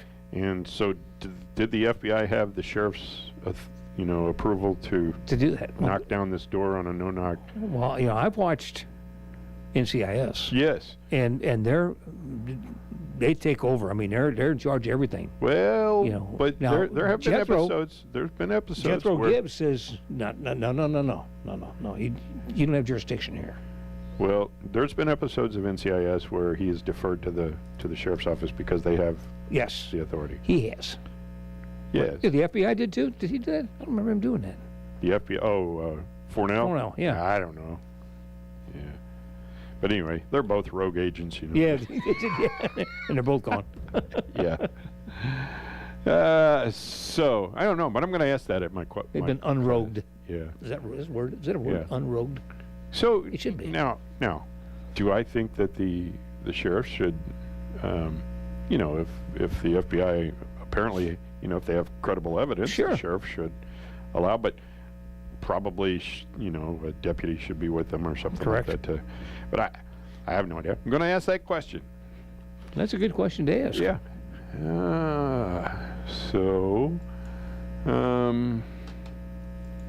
Let's see. I thought I had some other really exciting stuff to talk about. I don't have much over here. This is pretty much stupid stuff. Which is pretty much everything I got. What we talk about every day. Let's see. The president is seeking $2.6 billion in tax dollars to promote gender equity worldwide. I just saw something on. Here's my thought on this. Treat people like people. It's a unique idea. Yeah, I don't think anybody's ever thought about that. No, that's really a unique idea. If you just treat people like people, it's worked for. I know, but thousands and thousands of years. So their love life, not any of my business. I don't care. Yeah, I don't care. Their ethnicity or whatever, none of my business. Nope. I don't know. Just treat people like people. Well, aren't people people? Well, I think most of them are. Yeah. There's people and there's non-people. There's people and there's animals. Well, actually, we're animals too, but. Politico. Yes, heard of them. Feminists who are troubled by trans activism are radical. No, say it's not so. I don't even know what that means. The Politico article uses trans activist language, even in the headline, which reads, quote, "The unlikely political alliance against trans care," unquote. Against trans care, the article's loaded with all kinds of misinformation disguised as news, so I don't... What did we just say about stuff that... I know. I saw something somewhere. It might have been on Facebook. I'm not sure. A Washington school sends a second grader to the principal for sharing faith. Well, from the story, attorneys with the American Center for Law and Justice, or the ACLJ, were informed that the North Hill Elementary School student had been sent to the principal's office 10 times since the first of the year simply for sharing the gospel on the school playground. School staff members were also scouring through the young girl's backpack before she was allowed to enter the school in search of a Bible, religious literature, or other contraband like a cross. So, I don't know. I'm not... What about if you walk in there with a Quran? I don't know, but here's... Can't you at that point get that little girl to say, you know, I'm sorry, but you're offending me by not letting me bring my stuff in? Wouldn't that work? I don't know. Yeah, and I'm but using today's society, you know. I'm not an attorney, but I play one on the radio sometimes. Yes, yes. Yeah, a lot. I thought, you know, that you still had the freedom to bring religious items. Religious liberties, isn't it? Speak religious. Yeah, isn't that something that's... The school's not supposed to support nor you know, talk about whatever. Yep. But I thought you as an individual had that right. Had that right. Yep. Am I wrong? No, I don't think you are. I think you're completely right. But I think this little girl was doing a good thing, my opinion. And I know I may be a minority, but I'm not. I used to have a friend yeah, way back when I was used to have one. Yeah, I used to have a friend way back, and he brought a Bible to school every day, and you know, and he would walk the halls preaching to people, and you know, and they would make fun of him, and they would, you know, punch him and stuff like that, and I asked him one time, I said, is it important enough to, you know, could you just like leave the Bible in your locker or whatever, so, you know, because it, you know, it sort of pained me to see him getting beat up and stuff like that, you know, and but he said no, he said it was worth it, and so you know, I have the... How did the apostles feel when they were getting I know, killed and beat up and jailed, and but you know, you would think, and I think, well, I don't know, I think kids by and large are different now. I'm not sure that would be the case today, but back when I was in school, it certainly was. It was when I was in school as well. Yeah. So I don't know. It's religious liberties in this country have taken a big hit, in my opinion. All kinds of liberties have taken a big hit. But oh well. Yeah. So what do you got? I got all I got is birthdays left. That's everything all else. you got? Yeah, we've talked about some of this stuff already. So. Okay. Well, let me see what we else. talked about bathrooms, right? You want to talk about that again? No, I don't. No, I think probably not. Let's see. I already told you about all the days you could celebrate today. Let's find out. The problem is most everybody wants to talk about the Ukraine war. I'm sorry, the conflict. I'm not supposed to say. This is pretty funny here, though. Oh. This is a news attack. Okay. It says it's been over 8 years since Jeff Bezos and Amazon would soon be delivering packages by drone. Yeah. The problem is they're still testing. It's been difficult to train the drone to toss the packages at the right angle to damage at least only half the box. Oh, I see. I thought the drones were supposed to set it down gently That's in what your I thought. backyard. Yeah. I think they're throwing a stone here at I know. UPS or USPS or FedEx or any of the above. Yeah. So, let's see. Man, I saw a U.S. Postal Service vehicle going up my street on Sunday. Oh yeah, we were actually going to church Sunday morning. Right at 8 o'clock. I kind of think that's wrong. Yeah, right at 8 o'clock, and there was two of them come out of the post office going two different directions, making their packages. I understand the post office has to compete with the other one, but I don't know. I don't know. I guess I grew up in a time when Sunday was supposed to be day of rest. Yeah. I don't know. Let's see. Went to church. WFH. Yeah. Work from home. Oh, okay. All right. I wouldn't have got that one. WFH is stressing out managers. No. It stinks to be a manager right now. That's the key takeaway of a new Prudential financial survey. 60% of managers saying the pandemic has hurt their mental health and 40% say they are now prioritizing their mental health over their career. Managing remote workers is a particular source of stress. Of those with direct reports who work from home, 44% say that they already feel burned out by having to navigate a hybrid remote arrangement.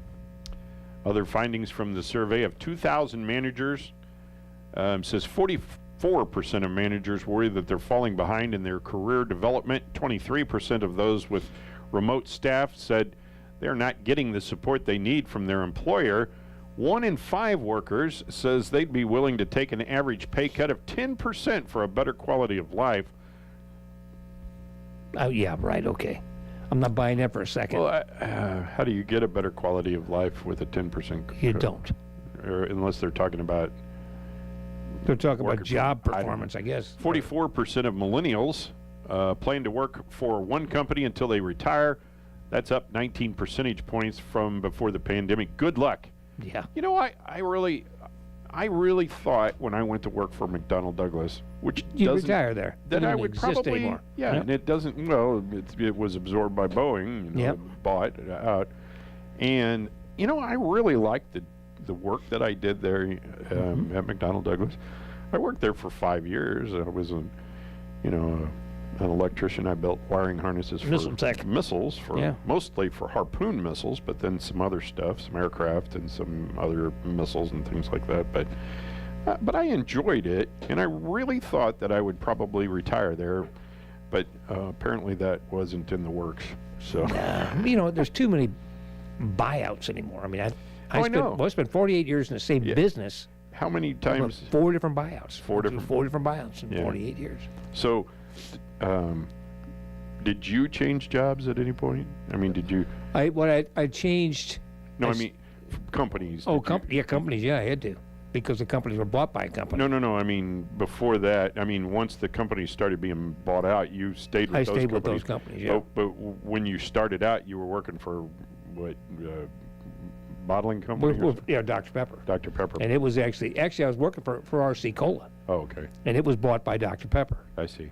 Then I worked for Dr. Pepper. Yeah. You know, and then they were bought by Mid-Continent Bottlers. You know, it just went on down the line. But then you got out of that. I got out of that and got into cookies because I was getting old and it was getting too heavy. I see. Hey, cookie man. That was a message. There was a method to my madness. I see. Cookies were lighter than... Yeah, and then chips were lighter than cookies. Oh, okay. And then when I ran it, when chips were done, it was, you know, when am I going to get lighter than that? So I started selling airtime. Can't get no lighter than that, can you? Attempt to sell airtime, I guess I should say. Better.com. Better.com. I don't know what Better.com is, but they're going to fire 4,000 more workers. They're laying off up to 4,000 employees in the U.S. and India, about a third of its staff, and this is just months after letting 900 people go via a widely criticized video call in December. The mortgage lender grew quickly during the pandemic as interest rates dropped, and it was valued at $6 billion in April of 2021.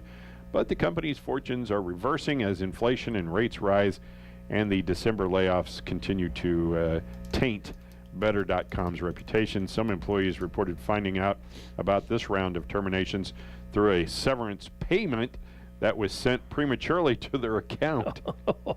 That's interesting. I wonder what this is. Yeah. You know, yeah. Why did you put this in my account? Yeah, oh yeah. thank you. Oh, by the way. Yeah. See, that means they won't have another tech department. They won't have a customer service department because they're probably taking everybody out of India. Multiple executives have left the company following the global backlash to the December layoffs, and the CEO, Vishal Garg, also took a month of leave, so he didn't have to be bothered by all that. Yeah. It'd be a good time. Not gonna bother me. Take some leave. Yeah. Let's see. He takes leave. Everybody else takes a leave. You know, to try and figure out what there's plenty of jobs, so yeah, they should get jobs. We want to talk about gas prices? No. They're high. Yeah, just put it that way. They're ridiculous. I've never seen them this high. Lululemon or something. Lululemon? I don't know.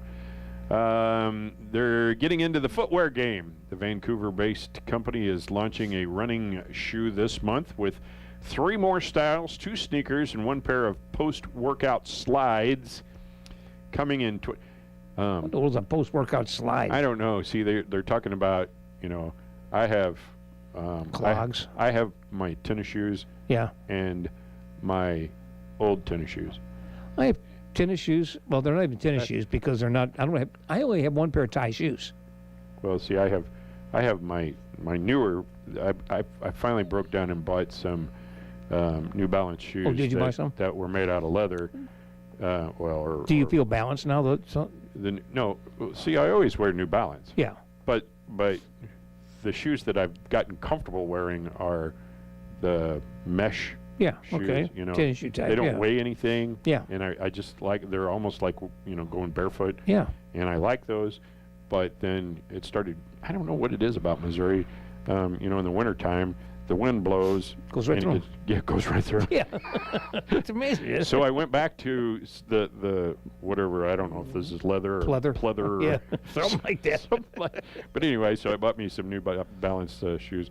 And, but now it's, next week it's probably going to start getting warm. So, go back to your other ones. Yeah. So I have my, whatever my new shoes were when they start looking kind of grody, they become my lawn mowing shoes. Yeah.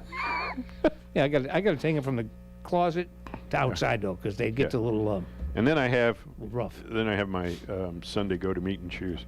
Yeah, see, I don't do my Sunday go to meetings very much. Now you do. I know I see you wear them every Sunday, but not every Sunday. Well, most Sundays. Depends on what I'm doing. Like if I have to be up front, then I wear. If you got to be the. I wear my brown shoes. Yeah.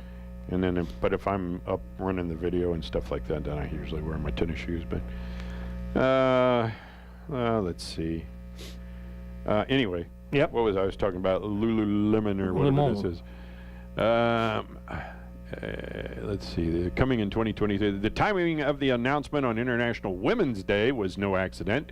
The sneaker, called Blissfeel, was designed for the female foot rather than adapted from a male mold, as is customary. This is the first time a major brand is making a sneaker specifically for women. I never knew that. I have a hard time believing that, but I mean, maybe it's true. I don't know. An analyst told CNN if the product is as strong as the branding, its success may well be a shoe-in. Yeah. You will have a guest. Is it Brian? Okay. Is he hiding from us? I don't know who it is, actually. I couldn't tell. Oh, okay. Come through too quick. Let's see. All right. Well, we got about a minute and a half. We got birthdays. Few birthdays. Real quick. Amerigo Vespucci. Yeah, Amerigo. Amerigo, yeah. He was born in 1454, a little bit before me. Will Gere, American actor. Salt of the Earth, the Waltons, from Frankfort, Indiana, born in 1902. Mickey Spillane. Oh, yeah. Mike Hammer. Frank Morrison Spillane was actually, yep. Yeah. He wrote a ton of books, mystery books. Mike Hammer books. Yep. Lloyd Price. Did a little singing, R&B singer. Okay. Really good, too. Mickey Gilley. Did a little country western singing. Yeah, used to have a theater in Branson. Yeah. Raul Julia. He's passed on. Yep. He passed on in 94. Was on Addams Family. Yeah. Kissed the Spider Woman. Mark Lindsay. No. Yeah, you know who Mark Lindsay is. Who? I'll just say this way. Paul Revere. He was the lead singer for Paul Revere and the Raiders. The Raiders. Yep. Oh, okay. Yep. Right. Indian Reservation, Kicks, different things like that. Okay. Yeah. And Bobby Fischer. I've seen them in chess concert. champion. I've seen him. Yeah, we saw him at the same place. Yes. Down at Dick Clark's Legends Theater. Yeah, with all the 55 automobiles. They're gone now. Are they? Yeah. Oh, no. Yeah. Okay. So, anyway, we're about out of seconds here, ain't we?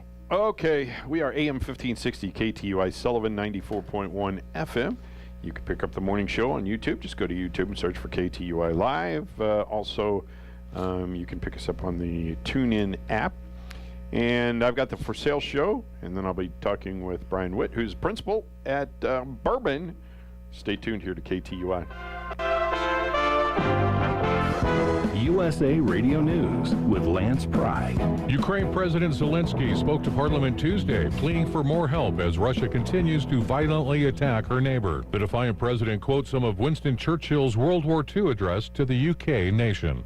We will not give up and we will not lose. We will fight till the end, at sea, in the air. We will continue fighting for our land, whatever the cost. After Secretary of State Anthony Blinken offered the idea of sending jets to the conflict, the United States has rejected Poland's offer to send its MiG-29 fighter jets to Ukraine via a U.S. airbase in Germany, saying the proposal raised serious concerns for the entire NATO alliance. The Charities Aid Foundation's World Giving Index is reporting America was the world's most generous country this past decade. USA Radio News. This report is sponsored by Bank of America. As the way we work continues to change and we move towards a new normal, access to effective learning and development opportunities remains top of mind for today's workforce. Here's John Jordan, head of the Academy, Bank of America's global learning and professional development organization for employees. As many of us navigate new job descriptions, adapt to changing priorities and shifting demands, and contemplate what's next for our careers, it's more important than ever to prioritize personal growth and development. At Bank of America, lifelong learning is a part of our culture. By offering immersive learning experiences and personalized guidance and mentorship, we're focused on giving employees the skills and knowledge they need to achieve their goals and be successful in their jobs, both now and in the future. For more about Bank of America's resources, visit bankofamerica.com/careers. More companies are suspending operations over Russia's violent war in Ukraine. Overnight, Yum Brands, that owns KFC and Pizza Hut, announced suspended operations. A couple of companies staying include Caterpillar, John Deere, Hilton, and Papa John's. Tim Berg has more. McDonald's is closing up shop in Russia. The fast food giant is temporarily shuttering 850 of its locations in Russia as the country continues its assault on Ukraine. McDonald's CEO wrote in a letter that the chain will continue to pay 62,000 Russian employees. Around 84% of McDonald's Russian locations are owned by the company. From the USA Radio News Phoenix Bureau, I'm Tim Berg. 44 million South Koreans head to the polls to elect the country's next president today. They have seen it all: surprises, scandals, and smear campaigns. The winner of the election will face deepening inequity and surging housing prices. USA Radio News.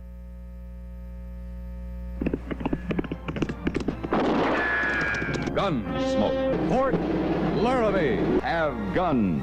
Will travel. Frontier Gentleman. Luke Slaughter of Tombstone. The greatest radio shows of all time. Classic radio theater with Wyatt Cox. On many of these radio stations or online. Just search for Classic Radio Theater with Wyatt Cox. That's Classic Radio Theater with Wyatt Cox.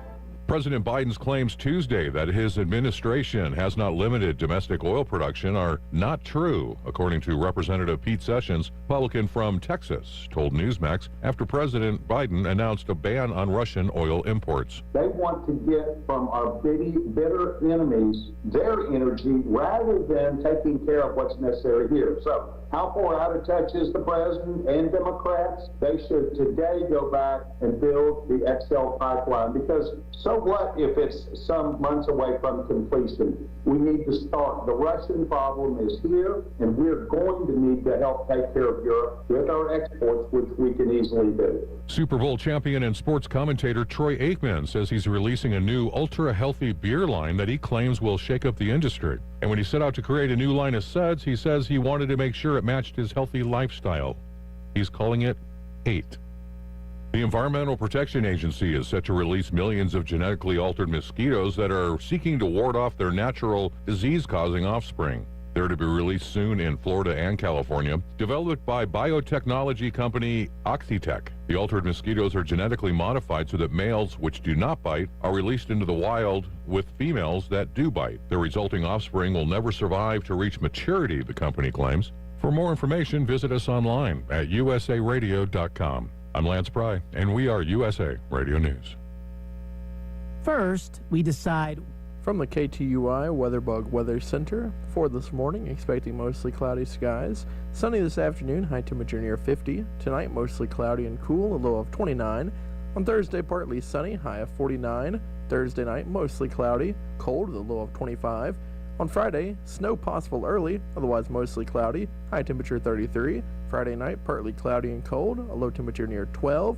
On Saturday, sunny and cool, high temperature 34. For KTUI, I'm Andrew Brady. All right, thank you, Andrew. It's 39 degrees right now at the studios of KTUI. We're coming up on 6 minutes past 9 o'clock. If you would like to be on the For Sale Show, now is the time to call me, 468-5101, 573-468-5101. You can also send me a text message. That number is 573-677-1001, 573-677-1001. I usually get those right here on my watch, and you can read those off. You can also send me an email, and that is for sale at KTUI.com. For sale at KTUI.com. You can use the number 4. I don't know what I'm talking about. Number 4, or you can spell it out, FOR, sale at KTUI.com. So we've got some golf clubs. They're Callaways. Call Sharon at 468-9598. Sullivan number 468-9598. We have, let's see, some Caden lambs, 2 Caden lambs for sale. A 20-inch boys bike. It's brand new. Had some laying hens, New Zealand meat rabbits. Still looking for broom hay and dog kennels, the wire type dog kennels. Give her a call, 573-205-9401.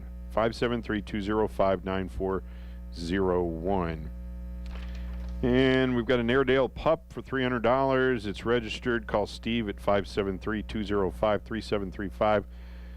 Farm Fresh Eggs, 468-5389, 468-5389, or the cell number is 314-630-9463. I believe he was asking $2 a dozen for those. Somebody's looking for a small house dog, 573-205-9983, 573-205-9983, and got a lady that has a china cabinet she'd like to sell for $150, and she's looking for a canary, 573-732-3551. Bourbon number there, 573-732-3551. Guy's got some stainless steel insulated stovepipe. It's got 4 sections of 6-inch by 36-inch, never used, 2 sections of 10-inch by 30-inch, never used, 2 sections of 7-inch by 36-inch that has been used. He said just call him for prices. His number is 468-3533. He also has a Husqvarna 4000 chainsaw. It's got a 16-inch bar, and he's got 2 chains for it, $250 firm, and he's got some dry oak wood. He's not sure how much. You can call him at 468-3533. That's 468-3533. And let's see, we also have some Blue Heeler pups. They still have 3 males from the old litter, I guess. They've dropped the price on those to $300. The new litter is going to be ready for new homes on March 25th. They're asking $350 for those. They've got a male and 3 females. At least when she sent me this text message, they had a male and 3 females that were not spoken for. All will have shots and be wormed. You can call 457-8505, leave a message, and if you leave your cell number, or if you call from your cell phone, I guess, they can send you some pictures of them. 457-8505. All right, that's my list of items this morning for the For Sale Show. It's 9 minutes past the hour of 9 o'clock, and I'm going to let you listen to this from the folks at Jerry's TV Sales and Service. And when I come back, I'm going to be talking with Brian Witt, who's principal at the middle school in Bourbon. So you stay tuned right here to KTUI. Jerry's TV in Sullivan is a family-owned appliance, furniture, mattress, and electronics store. Jerry's has over 20,000 square feet of showroom with name brands of fine quality home furnishings at low prices. Jerry's TV's been serving the Sullivan and surrounding area since 1962. Jerry's has in-store financing, fast free delivery, free setup, and free removal. When you shop at Jerry's, you get discount store prices with service in every department. Shop local. Shop Jerry's TV, 375 West Springfield in Sullivan, because service matters. All right, 10 past 9 o'clock, and Brian Witt is the principal at the middle school in Bourbon. And good morning, Brian. How are you? Good morning. I'm doing really well today. Good. So how are things going at Bourbon? They're going great. We've had a great year so far. We're looking forward to having a great fourth quarter. We're trying to get to the nitty gritty. We had a lot of snow days going on in February, so we're excited to be at school. Every day we're at school, we're excited. We're trying to prepare and get ready for the assessments coming up at the end of the school year. All of our teachers are working really hard. The kids' attitudes have been great. Knock on wood. Just been a great year so far at Bourbon.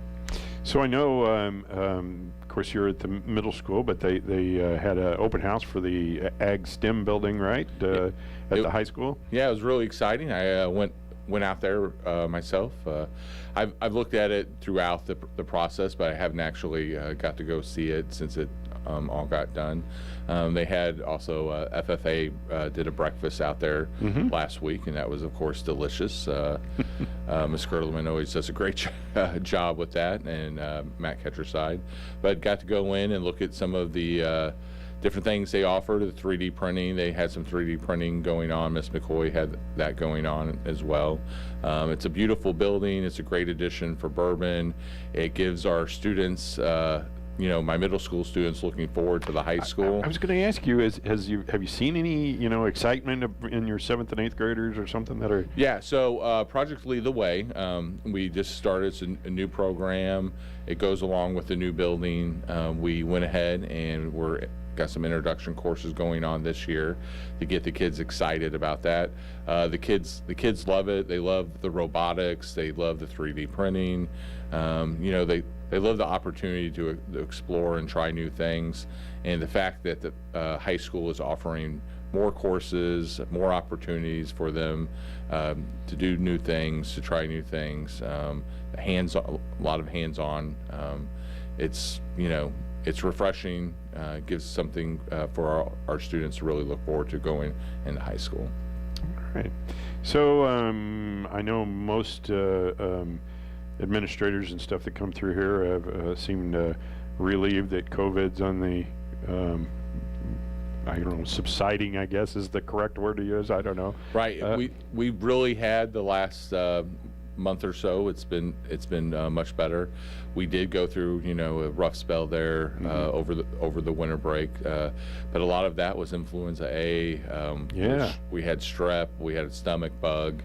Some COVID cases, but we're really turning a corner, and it's really our attendance is improving.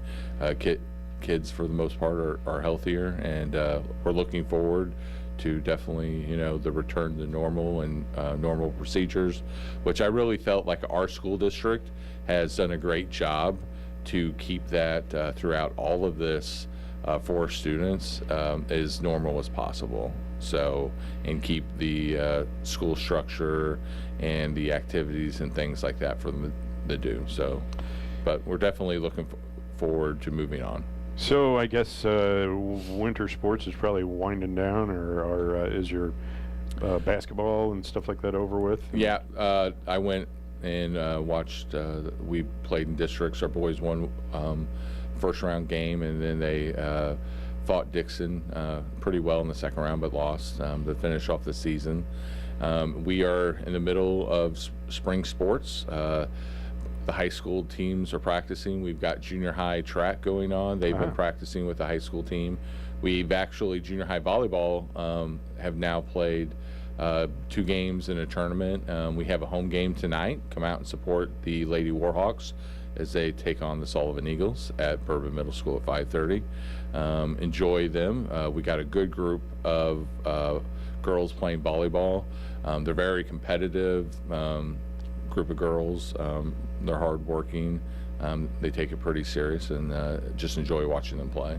So, I guess the middle schoolers, they run track on the track at the high school. That's a fairly new track, isn't it? Yeah. So I forget it's with the COVID, loss. I kind of lose track. No kidding. Because we got in time just for that. Yeah. So we did host track meets on there last year. We are hosting track meets this year. We have the Bourbon Middle School meet coming up at the end of the month. I believe it's March 31st. So we're looking forward to that. We're hosting a high school meet in May, and we're also hosting the GVC track meet as well. So, you know, it's nice we have our own facilities. It's something to be proud of. The kids enjoy it. The community enjoys it. You know, the high school campus really looks nice. Besides the new STEM ag building, the track, they have renovated a lot of different things throughout.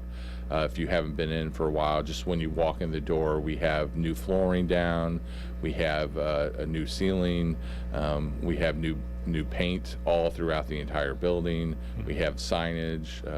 I think the landscape just generally looks a lot better around there now. Yes, we, you know, we actually, Chris Cruz was our grounds, and she just did move on and retire. And Doug King heads that group, and you know, Doug does a great job with all the maintenance and all the grounds and things like that. But we're really proud of definitely that department and the job they do at our school. I really do feel it makes the kids, you know, feel better about being at school when they look around and they come into a nice looking school and you know, school pride. So maybe a little early to talk about this, but I don't know when the next time I'll get to talk to you is. So plans for summer school? Yeah, so we're starting June 1st, and we're going to continue with our 4-day week at Bourbon. So we are only going to go 4 days a week, Tuesday through Friday, but we are doing June 1st. I know they're going to push out the enrollment for our students. I know we're going to be doing an incentive for the students who go and they're there the whole time. They're going to earn some cash rewards for that. I believe it's $100, and if I'm wrong, I'm sorry, but we are incentivizing that. We are trying to put out different types of programs for the students, you know, enrichment and things like that for them to enjoy and to have fun for our students. But that will start June 1st and run throughout the month of June. Have you got any teachers that are retiring or any staff or anything? I do not have any teachers that are retiring that I'm aware of, or they let me know. They haven't let you know yet. Right. We did have one English teacher that moved on and got a job in her hometown, so we're going to be looking for that at the middle school. We haven't opened that up, but we're going to open that up later this week. And then the big news, I don't know if you heard, Mr. Obermark, who's been our elementary principal, he's going back home. He got a elementary principal job in Washington. So I've worked with Mr. Obermark the 15 years I've been at Bourbon. He was there a few more than me, but we've worked together. You know, he was a band teacher, I was a math teacher as we started, and then we both moved into administration. So really appreciate all the time I spent with him, and he's really helped Bourbon throughout the years, and you know, definitely wish him well, you know, moving forward. All right, Brian, anything else? No, we've got just a lot of sports going on. We had our parent-teacher conference, so I appreciate all the parents coming out last week. I do know that preschool screening is coming up March 29th through April 1st. So if you have a preschool-age child and you would like for them to attend, you can contact the elementary office or the special services office, but that will be March 29th through April 1st, and you can call and make an appointment. All right. Well, Brian, thank you for coming in. And we always appreciate getting some news from Bourbon and finding out what's going on there at the school. So we'll talk to you again sometime. All right. Thank you very much. All right. That is Brian Witt, the principal at the middle school at Bourbon. It's 20 minutes past the hour of 9 o'clock. And I guess that's going to do it for me today. I appreciate you spending some time with me. It looks like it's 40 degrees now here at the studios of KTUI, which is, I think, better than it was this time yesterday. And Brian's promising me like 80-degree weather for next week. So, anyway, I will be back with you tomorrow morning at 6 a.m. As always, I would ask that you would say a prayer for the leadership of our country, for the men and women who protect this great nation of ours, and all of the folks in Ukraine. And you know what? It seems to me like a lot of those Russian soldiers don't want to be there doing what they're doing. So it wouldn't hurt to say a prayer for all of those folks that are involved over there. You know, our people who work in healthcare, first responders, find a blood drive somewhere. There is some blood drives coming up here. I think there's one on the 25th, I believe it was. But anyway, all you have to do is go to redcrossblood.org and put in your zip code, and they will tell you where the next closest one is. They'll even help you get signed up to kind of speed things along. Also, sign the back of your driver's license, be an organ donor. And Mike Gallagher is up next here on KTUI. Stay tuned. Yes, the Mike Gallagher Show podcast, the Mike Gallagher Backstage Pass, and the M&M Experience. Subscribe today. You probably didn't write it down, so I'll remind you. We're celebrating our anniversary at Blinds.com. But you don't have to get us anything, because we're giving you up to 45% off everything site-wide. New custom window treatments are a minor home improvement with a major impact, and Blinds.com makes it fast, affordable, and easy. You can upgrade your entire home with up to 45% off premium blinds, stylish shades, interior shutters, and more during our Blinds.com anniversary sale. With Blinds.com, you can either DIY or have us connect you with a local pro to handle the installation. No